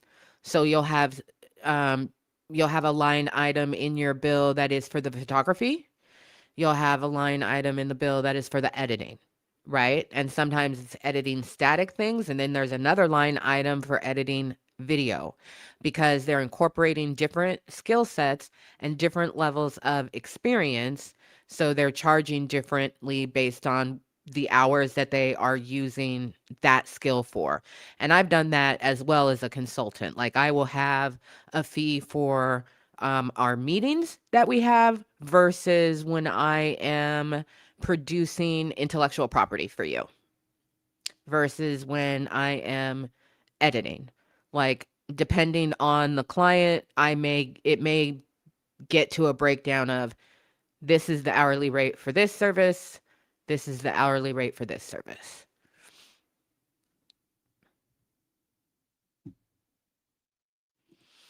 We've been having this conversation the whole live.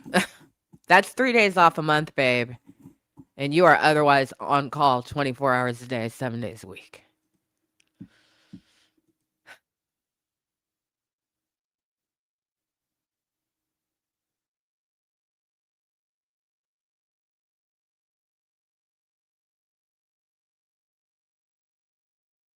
So things started to get funny, with the money. There's a bunch of documentation to back up um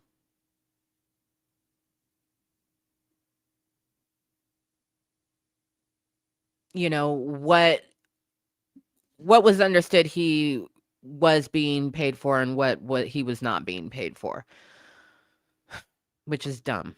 And again, when it comes down to sequencing, it doesn't look good for Roc Nation, Megan Thee Stallion, etc. So this is just a judge recounting issues with being paid properly and what the documentation shows.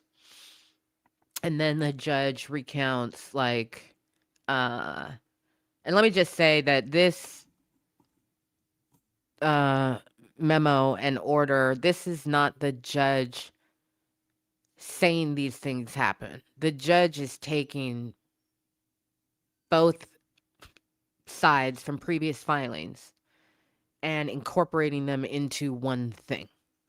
Okay.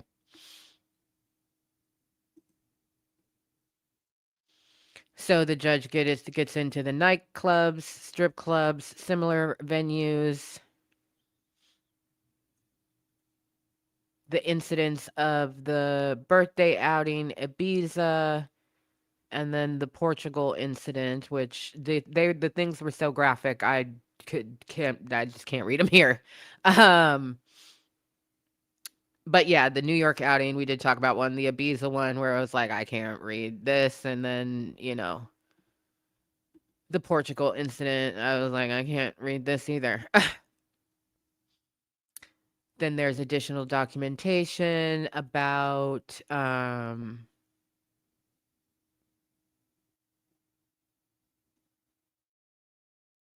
when Meg was on a break for a while, how that impacted him financially because he wasn't getting really any other work from Roc Nation. It was just Megan pretty much.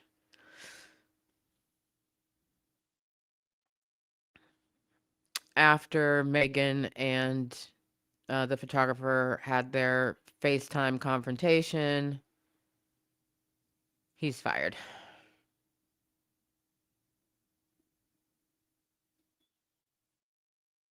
And then he goes through all of the major procedure that has happened in this case, and I'm not going to get into it. Like I said, they have tried all manner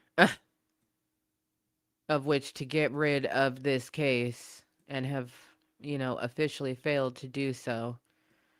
But he goes through everything that Megan tried to do, everything that Roc Nation tried to do and argue to get themselves either let out of this case or to get the case dismissed. And that didn't work. And then the judge breaks down what is the legal standard for a summary judgment motion. And it's very simple. Summary judgment is appropriate when the person who has filed for it shows that there is no genuine dispute as to any material fact. And the person who motioned for summary judgment is entitled to judgment as a matter of law. So if there are no facts in dispute, you're probably going to be successful in getting summary judgment. The facts are in dispute in this case and can only be decided by a jury. So you don't get summary judgment. And there is, a plethora of issues in dispute here, from, wages, whether or not he was an employee or an independent contractor when things started to change related to compensation.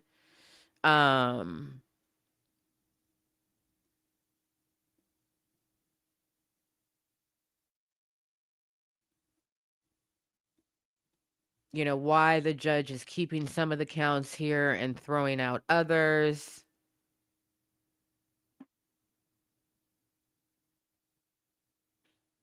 Who has liability?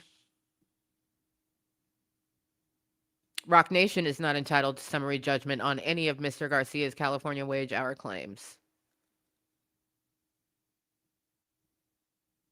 So there's there it is. Roc Nation may very well be liable for any damages related to the wage claims if they are proven at trial.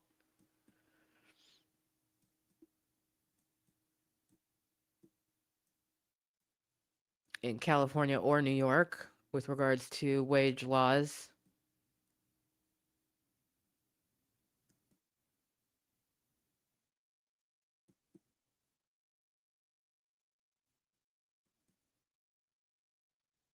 This just goes through a bunch of shit having to do with independent contractor versus employer, and it gets into a lot of wonky stuff related to state laws, because those are the things that, determine these things.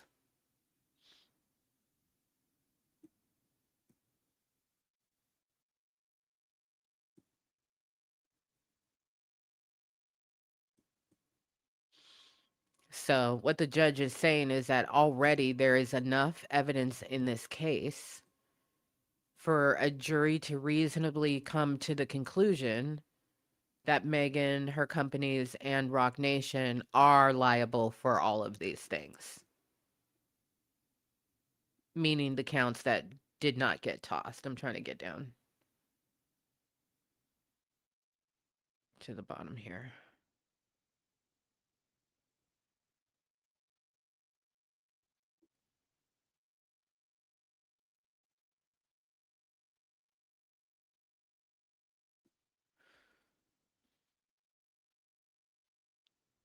Okay.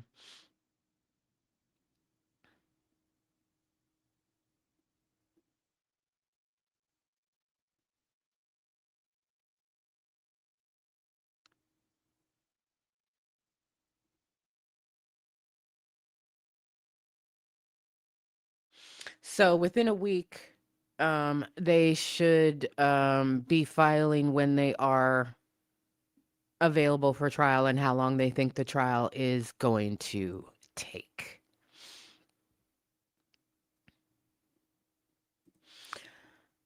So, we're not going to make it, and I'm going to be able to slap everybody with Jelly Rolls titties, because that's going to be strike 3. Furry Bee Productions says, who procured the photographer and worked out the deal? Was it Megan's people or Roc Nation directly? It was Megan. We talked about that probably right before you came in. Literally right before you came in. It was Megan. Megan was the one reaching out to him. Megan was the one scheduling him. It was Megan. And I'm aghast.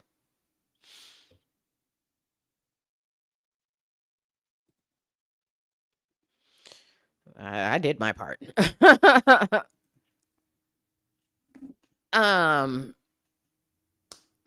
It was Megan. So it started with Megan. Megan recruited him. Her companies paid him. She directed his work. She supervised him. And she asked him to quit his job and be exclusive with her only for $5,500 a month. Furry People Productions, are you going to work exclusively for a year with anybody for $5,500 a month when you are working on call 24 hours a day, 7 days a week with 3 days off a month? You going to do that, fam? I'm just curious. No judgment. Narrator voice. She's going to judge.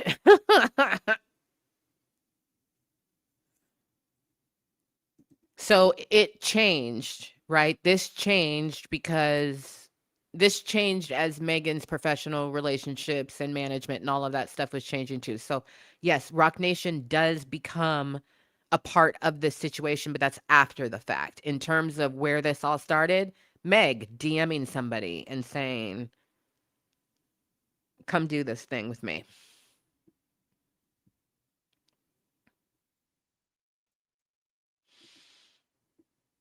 It is what it is, you know? I hope you all have hit the like button on this live. I appreciate you very much. So, it doesn't look good, fam. It doesn't look good. And so it's like, you got to decide, are you gonna just say, fuck it, we'll go to trial, we're gonna win when it comes down to it at the end of the day, and pay all that money for all those lawyers and that whole process and whatnot? Or are you gonna try and figure out, or is your insurance company and lawyers gonna try and figure out, how much do we have to pay this man so that this goes away? Because if a jury gets a hold of this,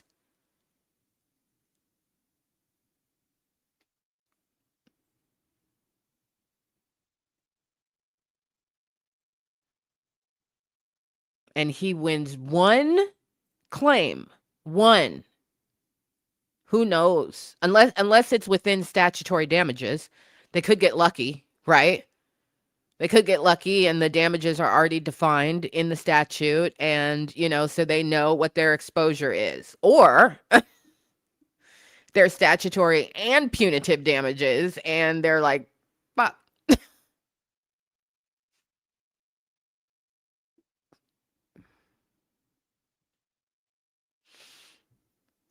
But that's not what I asked you. I asked you right now in your big grown. In your big grown right now, because yes, this is part of the problem. This is they're getting a certain age demographic. They're getting a certain experience level from that demographic. I'm asking you in your big old age with the experience that you have had today. If Megan Thee Stallion hit you in your DMs and said, I'll pay you $5,500 a month to work for me and only me. You're on call 24 hours a day, 7 days a week, and you can have 3 days off a month. Would you do it? That's right. Because you know better. Because you big grown and you know that's bullshit.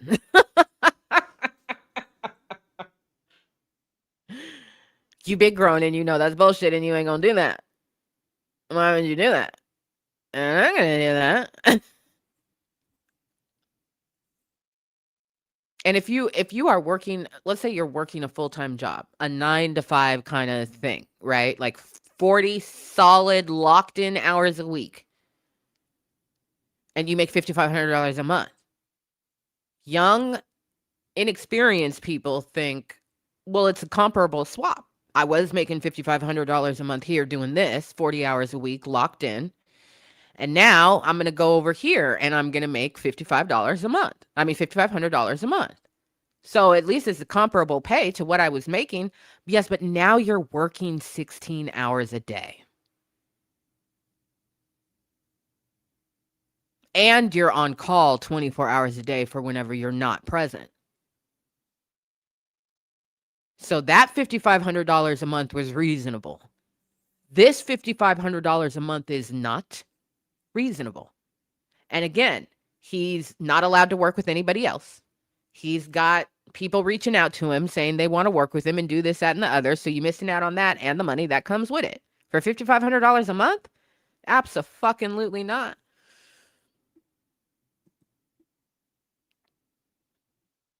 And this is why I said there has to be an upfront budget.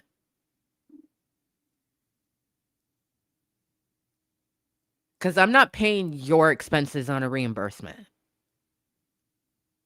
I'll pay for my expenses on a reimbursement, but I'm not paying your expenses on a reimbursement. And if I'm one of your body people, I'm in your entourage all the time, I am not taking out my money for a motherfucking thing. That is not one of my expenses. That also puts working class people in a very bad situation. When somebody just looks at you and is just like, okay, just pay for this and then submit a reimbursement and we'll pay you next month. Like, I had a couple jobs where that would make me sweat. Like, I can do that, but I'm not going to have any money. And then I got to wait for a reimbursement. And you don't want to say no, or like, well, is there petty cash? Or no, we don't carry petty cash. It's like, it's a humiliation.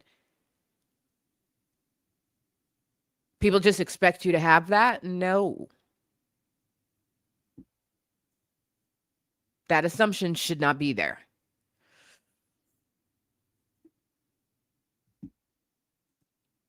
Jamie says, exactly. He was thinking of it as $35 an hour, but that wasn't the same as making that at a regular job. Not the same at all.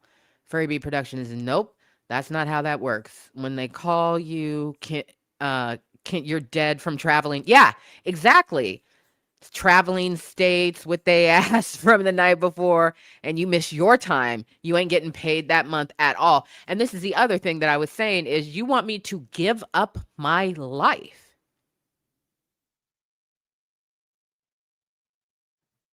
so that you can be great.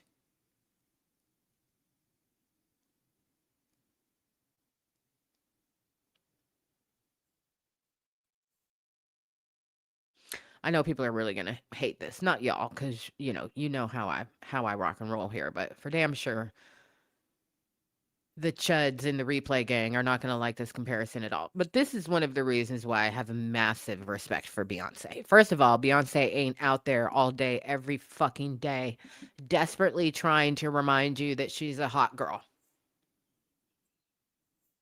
We know that bitch is a hot girl.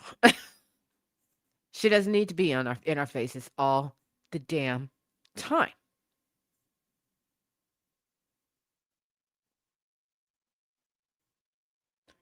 When she embarks on something, aside from the people that are on her permanent staff, you're bringing in people.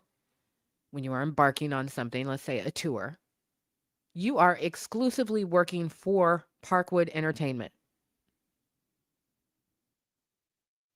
And then when that's over, you see it. You see dancers doing other things. You see videographers doing other things.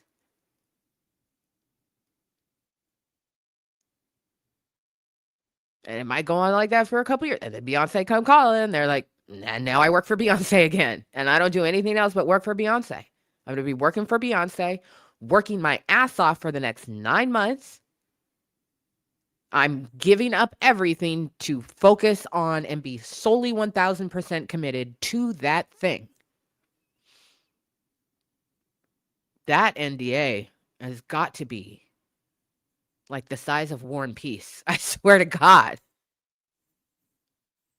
Because don't nobody get messy. Even people who get mad or get fired. That NDA has got to be just insane. You are clearly paying people enough money to make it worth it. And even back in the day when they were just starting out, it was very clear.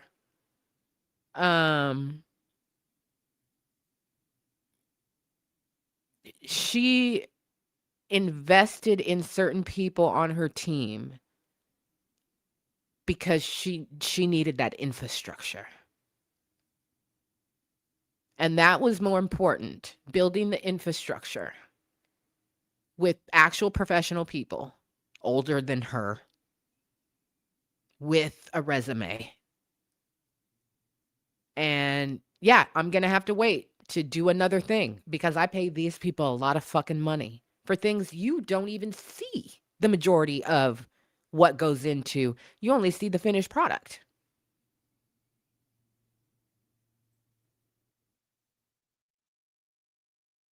So, but Glorilla talking about, I'll pay you $500 a week to, wipe my ass, cook my food, get my mail, follow me everywhere, take out my garbage. I could not believe that. You need to take out the garbage. No, bitch, you need a maid. You're trying to take 6 different staff positions, pour them into one person, and not pay them a livable wage.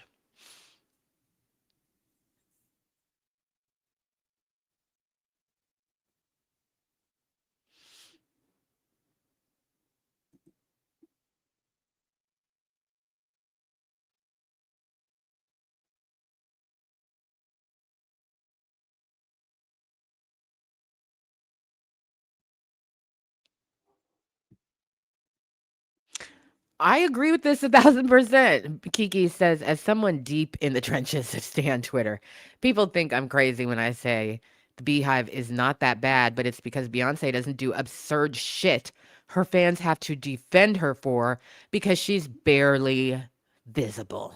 That's right.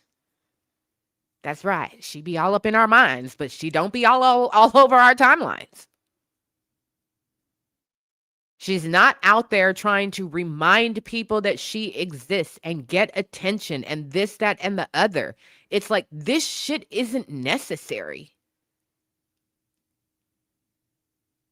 The majority of the shit that Megan Thee Stallion and these, we talked about Lizzo earlier and her lawsuit.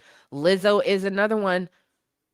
This persona of the hot girl lifestyle where you have an entourage and there's always video footage of her makeup team and her wig installation and this, that, and the other. Like, what the fuck is this coonery clownery? And why do you think it is necessary? Because everybody else is doing it? Because they told you that's what needs to be done? To be famous, to be competitive, to be the number one, whatever? Do something else. T-Pain. 2023. Jesus, tap dancing Christ. Do something else.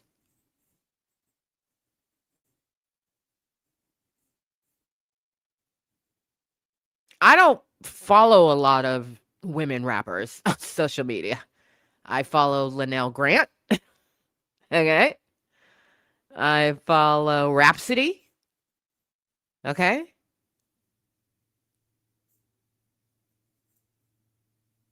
I don't want to see. Let me say this.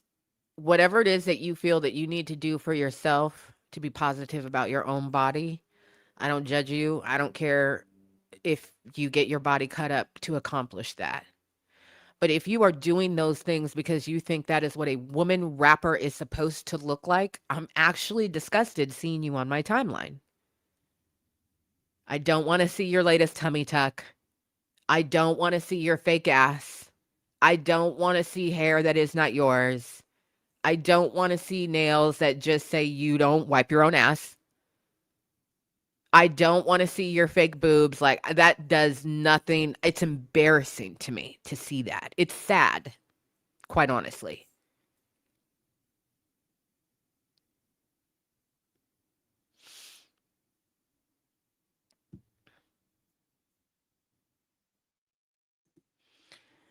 Nikki is MAGA.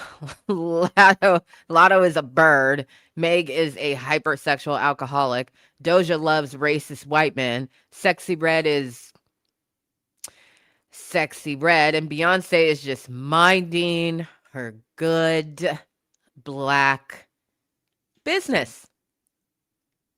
That's it.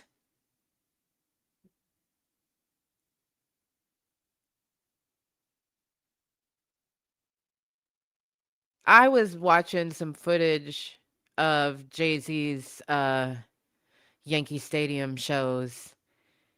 And I know there've been a lot of people on this here internet, the same people who, call me grandma and tell me I'm too old to be talking about these things. He looked like he looked like a motherfucker that still got it. Jay-Z been girl dad for a decade.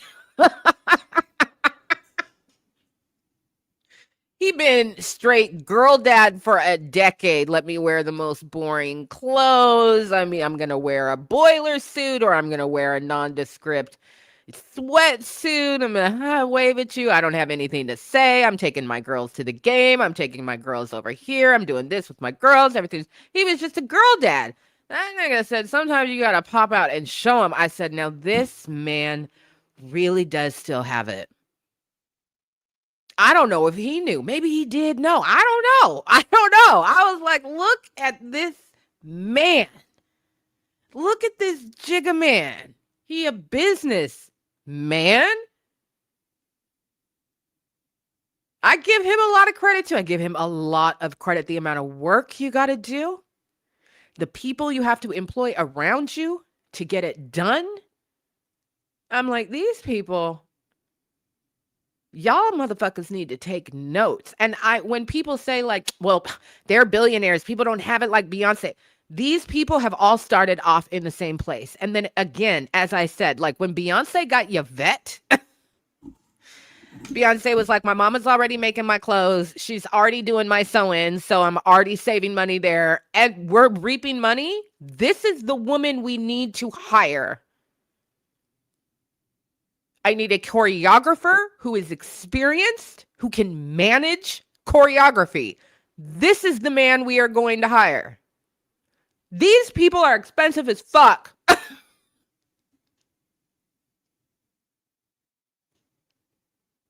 She started out with the tiniest, and still her core is a tiny, tiny, tiny team.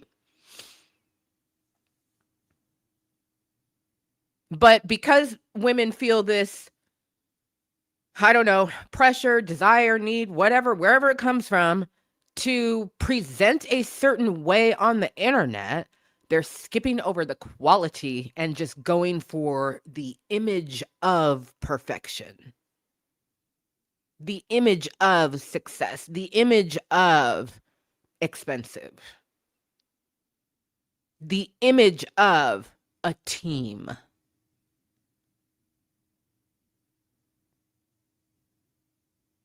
That's not the same thing.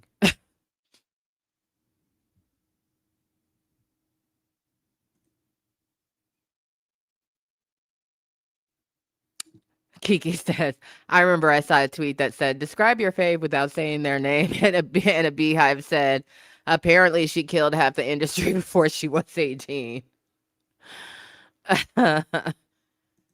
Okay, and I'm just, it's not an insult. That's the thing. That's their loss, babes. It's not an insult.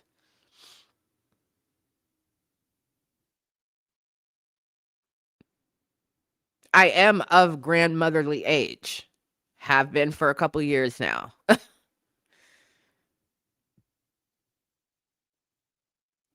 I can't even with her. I can't even with her. That's dysfunction on top of dysfunction. Fry up a little bit more dysfunction, chop it up and sprinkle it on there. Puree some more, make it into a sauce. Dysfunction, dysfunction, crunchy dysfunction, saucy dysfunction.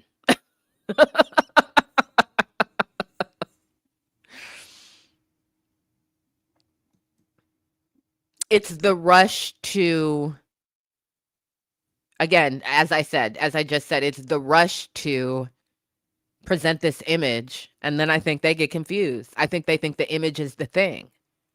And there are times where I've seen Meg, say like, I just don't know how Beyonce does it. Yes, the fuck you do. You just don't want to do that. You don't have the self-discipline to do it.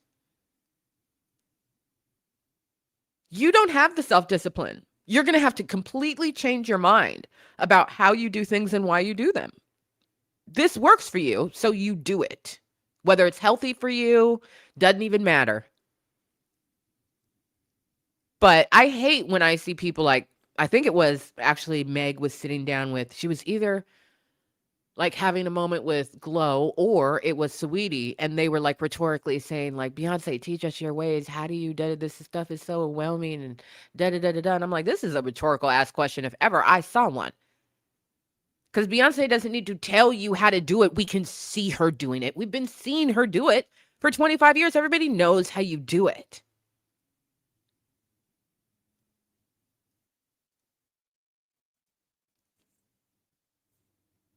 You have to make the choice to be you on your terms.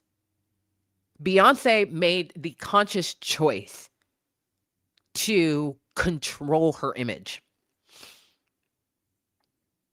And part of that means leaving. You have to go away to control your image.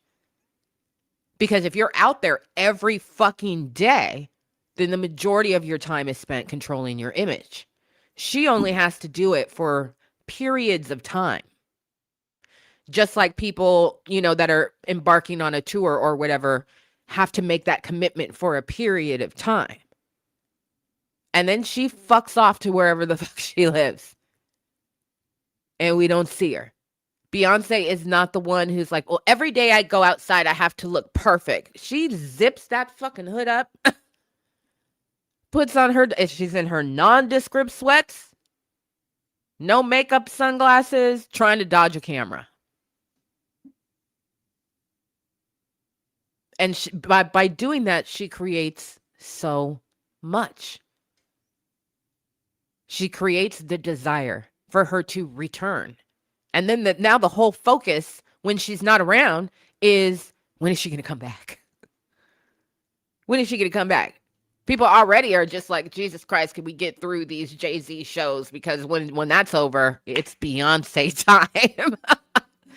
Okay, she's being the committed little wife right now to her husband during his 30th anniversary. Great, great, great, great, great. As soon as that shit is over, we getting an album, gang. You know what I mean?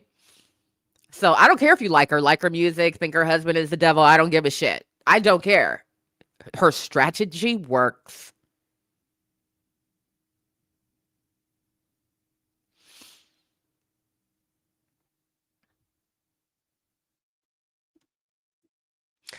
Technically, yes, exactly. And we all know I had children very early. So, you know what I mean? I have a child who is very grown and has a family.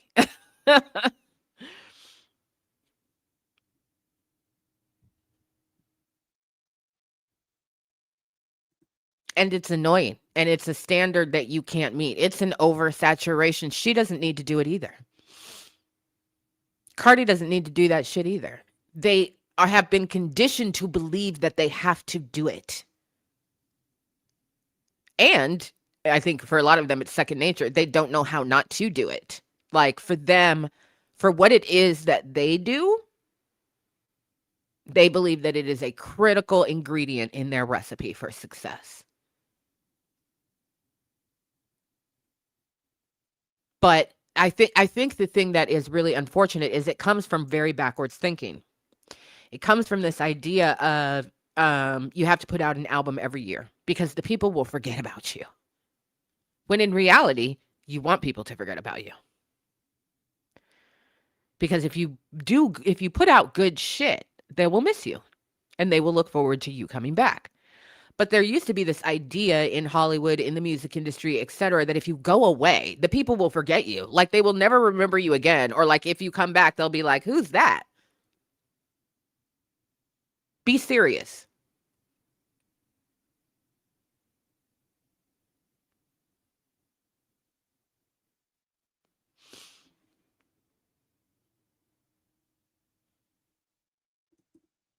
I mean, Cardi does have very diverse content. I will give her that, right? I will give her that. She does have very diverse content, and I really appreciate that. Um, and I tend to read her as earnest and authentic.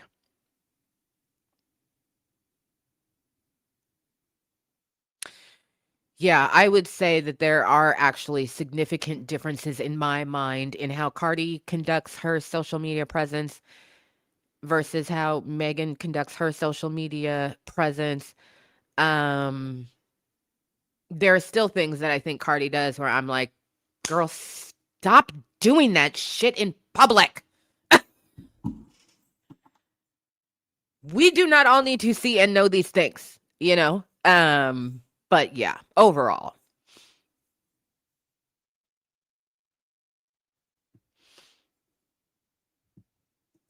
That is not the point. No. How dare you insult my goddamn age? As if women in their 40s are not a part of Cardi B's audience, or the people who have money to buy her music or go to her concerts. She doesn't need to do it. The audience loves it. That is not the point.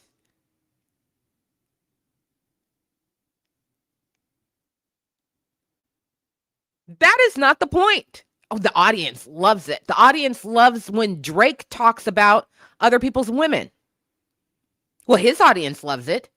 And you are not making the points you think you are making.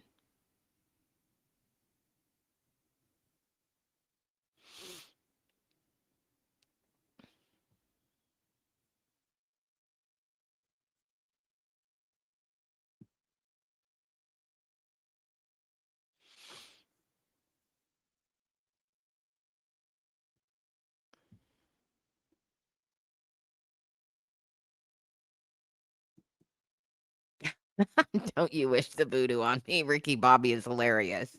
A lot of these people be on SM just posting nonsense to seem relatable. Yeah, it's exhausting. I don't have the, I think for the people who are like, I love it. I think that is an objectification, and you can't even see that that's what you're doing. You can't even see that's what you're doing. It doesn't have shit to do with humanity because it's all entertainment. Well, her audience loves it. That's a full-on objectification that you've completely normalized. Oh, well, this is an age thing. I reject that lazy ass argument out of hand every fucking time. Period. Because then you're acting like everybody who is of a younger age is with the shit and loves it. And they don't.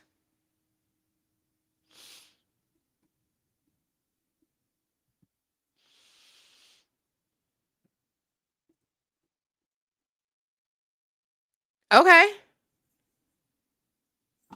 Fair enough. You're not young, you're observing. Okay. But you're making blanket assumptive statements that are faulty on their face. It's an age thing, not necessarily. Because flip that argument. Does everybody who's 30 and under find that entertaining, completely enjoyable? No, they don't. Do they all subscribe to it? Definitely not. They don't. They're unplugging, as a matter of fact, at a higher rate than any generation. They want a flip phone. So,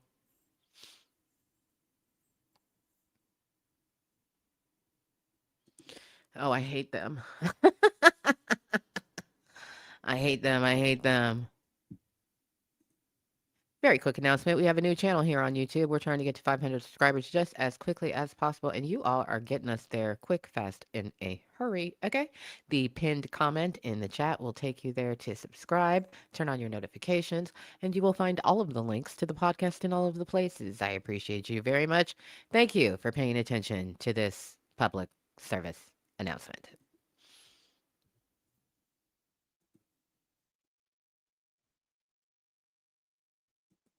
I think they probably do. I think they probably do become sick and tired of it. I think it's work. It is not constantly enjoyable. It's something that you feel like you have to do to stay relevant. And that is a sad state of affairs. It's a sad state of affairs. Kiki says, I hate when I go in.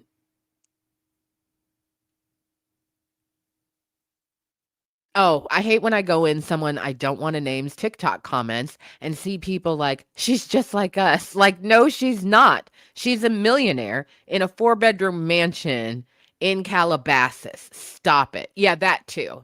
Like, I am not doing that. I am not enamored by anybody's social media presence. because I have worked in communications and campaigns too long, and I know the difference between creating the appearance of something and creating the actual something. And I know that you can fool people with the appearance of something and not actually do the work to create that actual real something. So when I look at it, this is what I was saying the other day, where I'm like, some of you really think that some of these men on YouTube really give a fuck about Black women.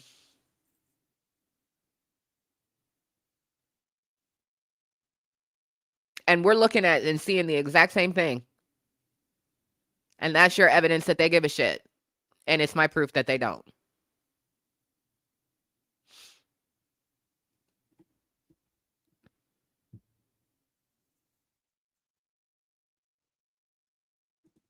These people are extremely insecure.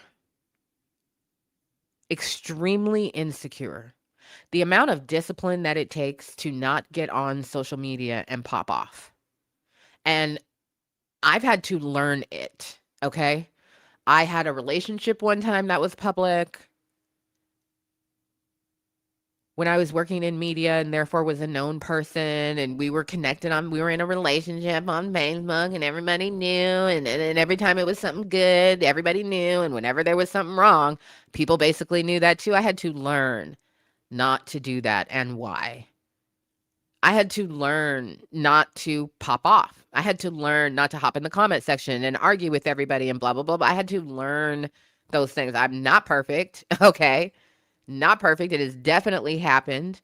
Um, but all I've done is expose myself to things that are more costly to me. And I don't mean necessarily financially, but emotionally, professionally, whatever. And I had to learn this ain't it. And it is very difficult because I've definitely worked in situations where I'm working on something that is very public, and a public figure is doing something untoward, making false statements or whatever. Like, there are times where I'm like, I think somebody's going to have to lock me in my bedroom so that I don't come out, because I'm ready to pop the fuck off and let everybody see and just let the chips fall where they may.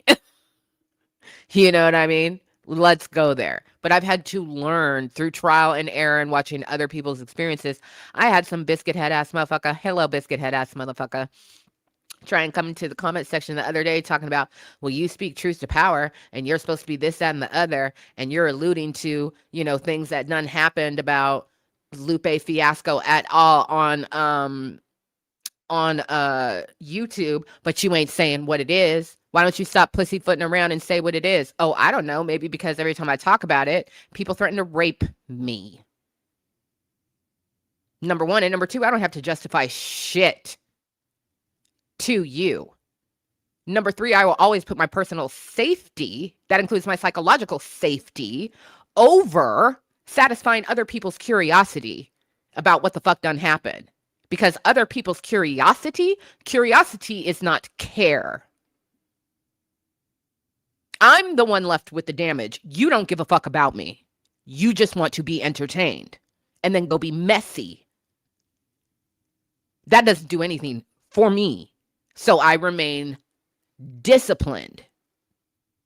That doesn't mean I'm still not hurt. That doesn't mean I'm still not angry. And that doesn't mean that a comment might not slide out every once in a while.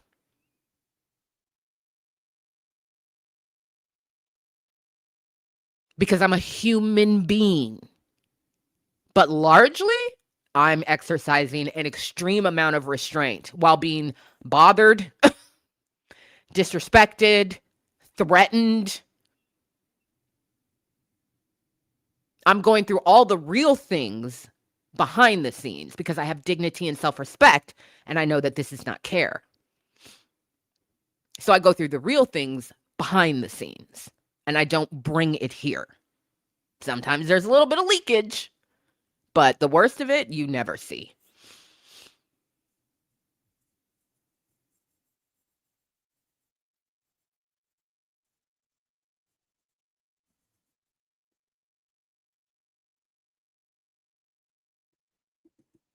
Yeah, that's because she's a cult leader. She has her people locked in because she's a cult leader. She uses tried and true tactics to manipulate soft-minded people. Yes, I said soft-minded people.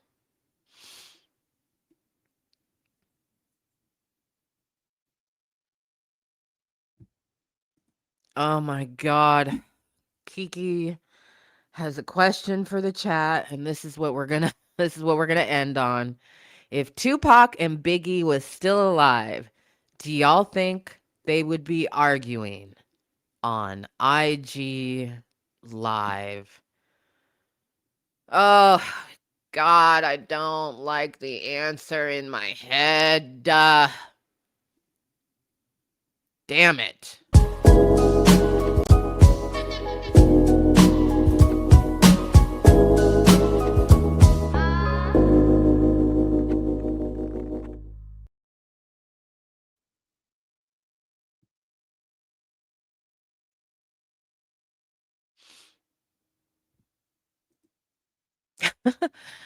Maddie Warhol, I would surely hope not, Kiki.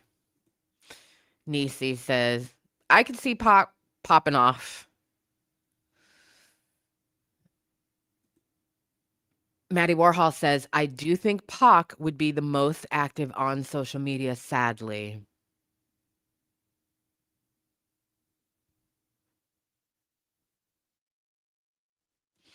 Kiki says, I asked about Nas's social media presence because he's from the same era as them, and I think it's a good indicator. Yeah, I've done plenty of videos on Nicki and everything, so you can go check those out.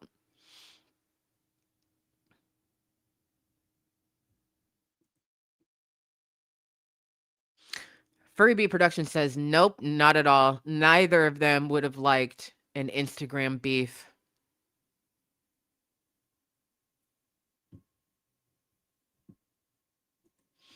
Nisi says, I think Biggie would keep it chill, kind of like Nas. K Sharp, at their big ages? I mean, I do agree that, unfortunately, and it makes me really sad to think about it, but I think that, yeah, Tupac, if there was going to be anybody between the two of them who would be most likely to pop off on social media, it would be Tupac, because towards the end of his death, he was feeling betrayed, sacrificed, lied on, and that, like, he couldn't get his truth, which he felt was the truth, out there enough. And if he had not been able to reckon with that emotionally before the advent of something like Instagram, I think it could have been a problem. I think it could have been a problem and really detrimental. You know, I would like to think that he would move in silence, but the reality is he wasn't that kind of a person. He didn't move in silence. Things were public and they were messy, and he was an instigator. That's the truth.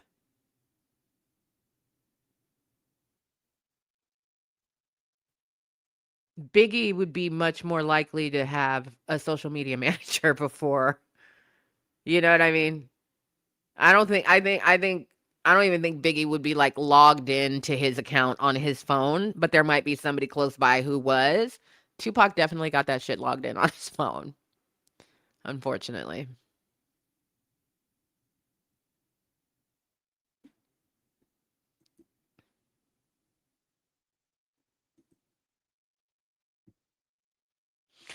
Kiki says, I think Biggie IG would be all promo and Tupac would be posting shit about everybody. Yep, I agree.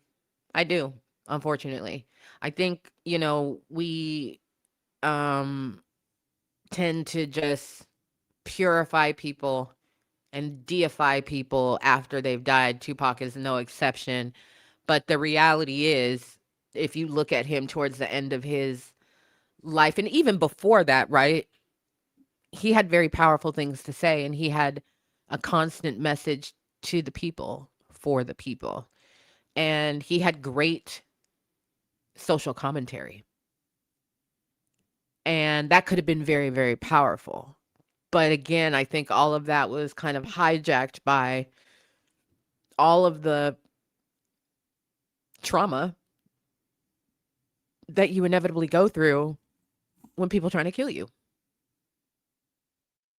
And the paranoia, the anger, you know, the sexual assault case, the so many things.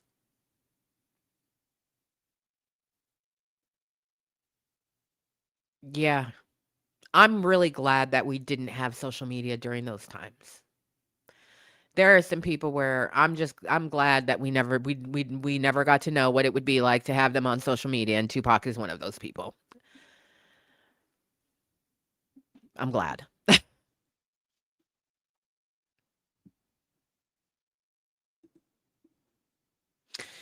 Yeah, I mean, who is somebody, chat, who you think there's somebody on the tip of my mind, but I can't think who it is. Who is a rapper who you think manages their own social media really, really well? Like, who has a really good balance of promo and weighing in on social things or hip hop things? Is there anybody? Anybody black? No, no, he does not manage his own social media. That doesn't count. Nope. He's not even he's not in the room in this conversation. He's not in the room in this conversation because he don't be on that shit. Somebody else does that. It's all promo. He's not on social media posting stuff, typing stuff out. Words, we don't get that from Kendrick Lamar. We don't get that. This is a rapper who manages, who you can tell they're doing their own thing on social media. Who's doing that well? Rapper does it well. I would agree. I do agree that he does it well.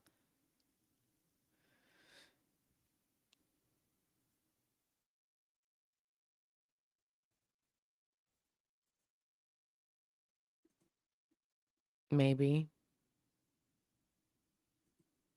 Do you think Drake does it well? Oh, God, I'm so begrudged by this.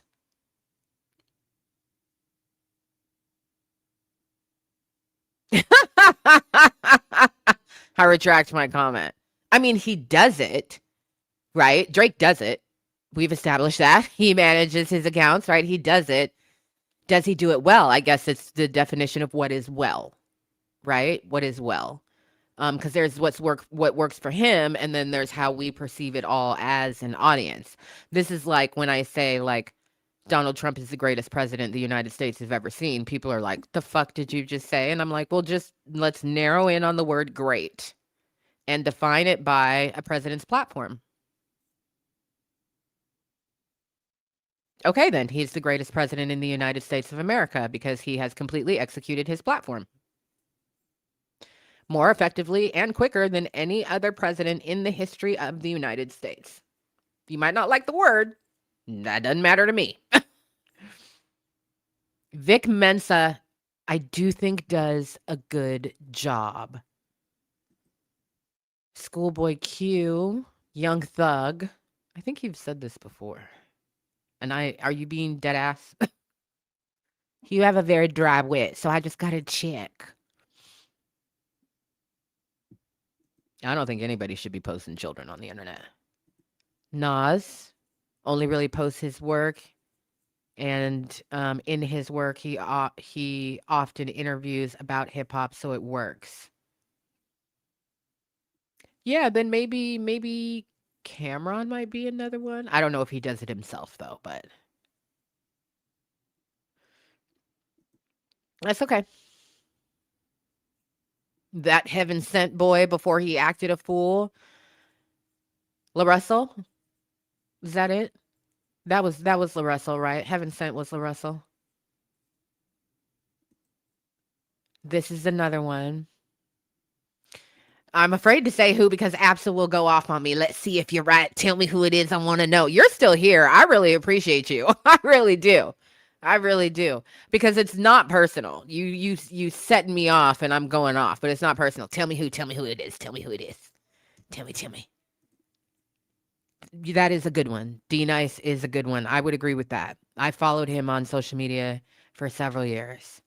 Kiki says, I'm serious about Young Thug. He definitely runs his own socials and balances between funny shit to grab attention and promoting his stuff and people. Nice. Nice.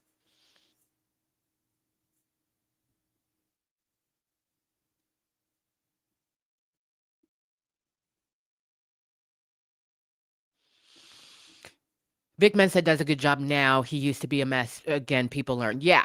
Yeah, and we've talked about him before. He's got his Substack going. I subscribe to his Substack, you know. Um he made a conscious choice, just like Tyler the Creator and some other people. No, that's not who I'm thinking of. Not Tyler the Creator.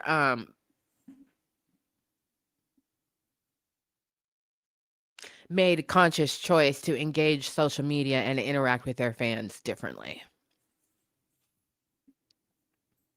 And that's good when you can change your mind and decide that you're going to do it differently, because it's either not working, it doesn't work for you, right?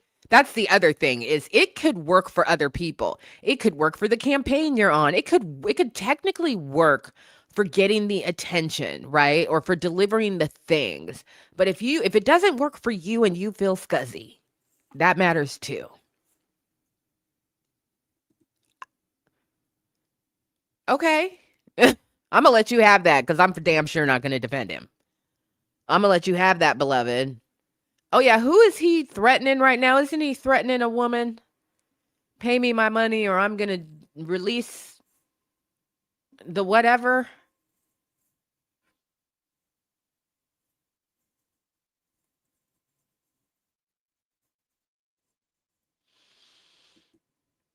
Nipsey's account has been doing well with its content. I don't think people should post children, period. So, yeah. I think celebrities are way too loosey goosey posting about, where they are and what they're doing that day. That's a safety issue, and everybody should have realized that when, of all people, Kim Kardashian got robbed in Paris. And even before that, when motherfuckers started, going online, oh, I'm at, in the stadium about to watch the game and blah, blah, blah. And people robbing your house right now because you just told everybody, I'm not home. I'm not home. I'm in a different country. I'm kicking it, blah, blah, blah. And now people are on their way to rob your house. You don't have to tell them right away. Tell them when you get back. They don't know. They otherwise don't know. If you hadn't posted some shit telling people I'm 5,000 miles away from my house that has all my gold and diamonds and cash, you might not get robbed. Also, why don't you have security? You got all them gold and diamonds and cash in your house and you ain't near it. That's another question for another day. Yes, I do. That's what I'm talking about. Remember the bling ring? I'm saying. I'm good.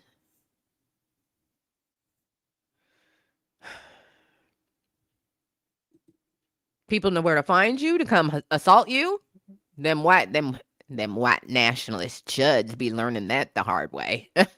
I'm in a live stream myself downtown in a city, bothering the shit out of people, and then be all shocked and shaken when 3 hours later somebody finds me downtown in said city while I'm bothering people and clocks the shit out of me. Why are you surprised? You told everybody where you were, being a public menace to society.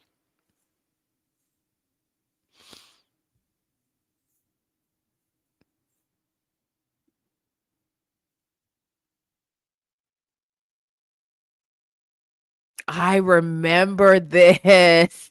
Kiki says Glorilla got robbed that way, and then she got arrested after she got robbed. Now, ain't that some shit? That's right. They said possession with intent to distribute, baby. Now those are some crimes, okay? Those is some crimes. I'm glad you do. No one wants to get punched in the face like Rick Moranis. Child.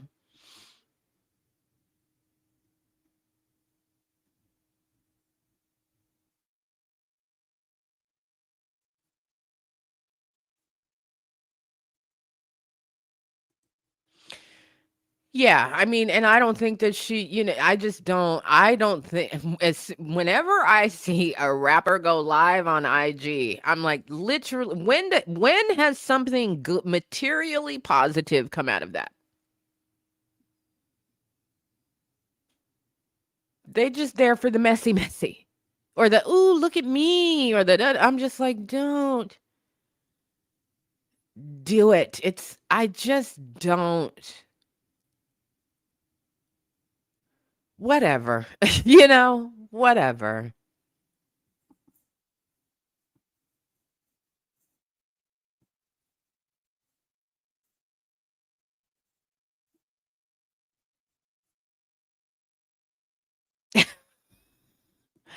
He punched my childhood in the face, and I don't appreciate it. I know that's right. Kiki says the only rapper I support going live on IG is Laser Doom. I don't think there's anybody who I want to. Anytime I hear such and such is live on IG, I'm like, well, that's not good. Well, that's not good. I mean, for some, I mean, like, I'm also thinking of like Chloe Bailey. Her lives have been pretty, kind of innocent lately, and just, end of the day, I'm taking off my makeup, or, I'm getting ready to go do this thing, and she's just kind of having a casual live. Um, but whenever a celebrity feels like they need to go on IG live to make a statement or clear up the air about something, I'm like, um, to me, this is a symptom of things not good. Yeah, that is a symptom of things not good in my book.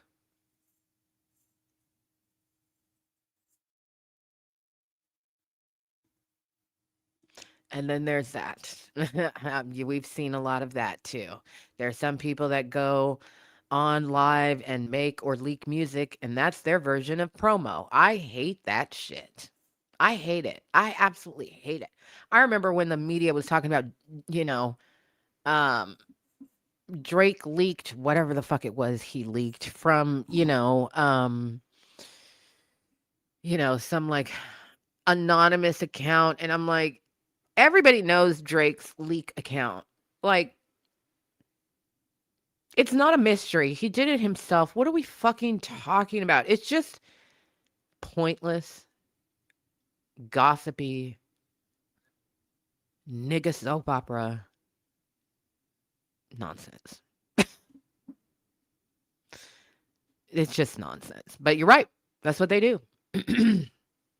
It's certainly a lot cheaper. Well, I mean, sometimes you have to do that. Sometimes you have to do that. Um, but no, in all serious, it's like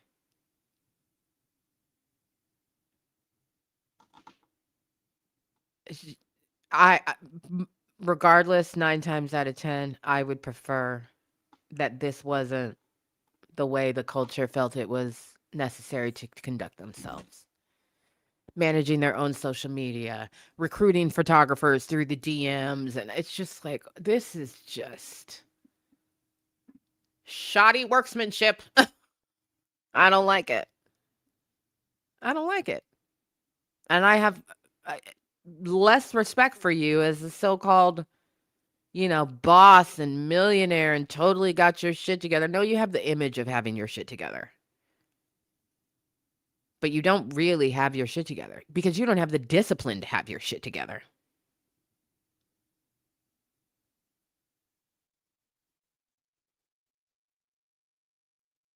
And even when you are the CEO, even when you are the principal in the business or the principal on the project, you do not get to act any old kind of way.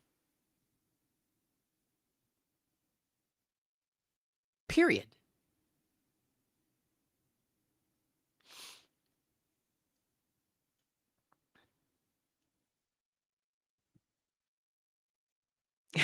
You're so stupid. I wouldn't mind Kalani being my problem for a while. Does that make me the problem? I have no comment for you. Kiki here. What do you expect me to say?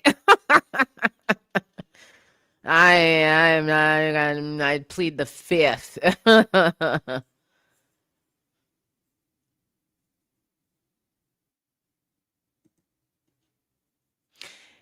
Yeah, and there are some people who say that about, Beyonce. Like she doesn't talk to her fans. She doesn't fucking have to. When did you become so fucking entitled that you think you're owed a fucking conversation? I'm not owed a fucking conversation. It's dumb. Just dumb. Do better. So, anywho, we're up to date on the things. They're going to be trying to pay this man off to make this lawsuit go away so that it does not go to trial. That's going to be the attempt. I wish them the best. I think if somebody offers you somewhere between $5 and $20 million, you got to really consider just taking it. Okay? Taking it now. Take the payout now versus go through another 6 to 9 months of all of this being dragged out in the hopes of getting some huge windfall from a jury. If you get somewhere between $5 and $20 million, you are already getting a huge windfall from a job you were initially paid $5,500 a month for.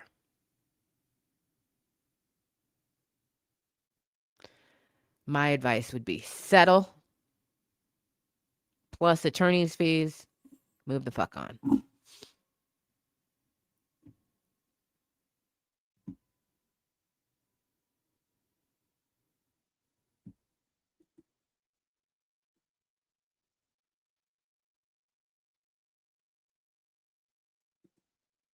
And with that, another live has come to an end. I appreciate you. If you didn't hit the like button on your way in, make sure you hit it on the way out. If you have not already followed the link pinned in the chat to go over and subscribe to and turn on your notifications for the Democrats Suck podcast, okay? Please do so. We are trying to get to 500 initial subscribers as quickly as possible so we can start to unlock more YouTube features so that we can push it even further. Appreciate y'all very much. I hope you have a wonderful rest of your Saturday, and I will see you all very soon. Peace.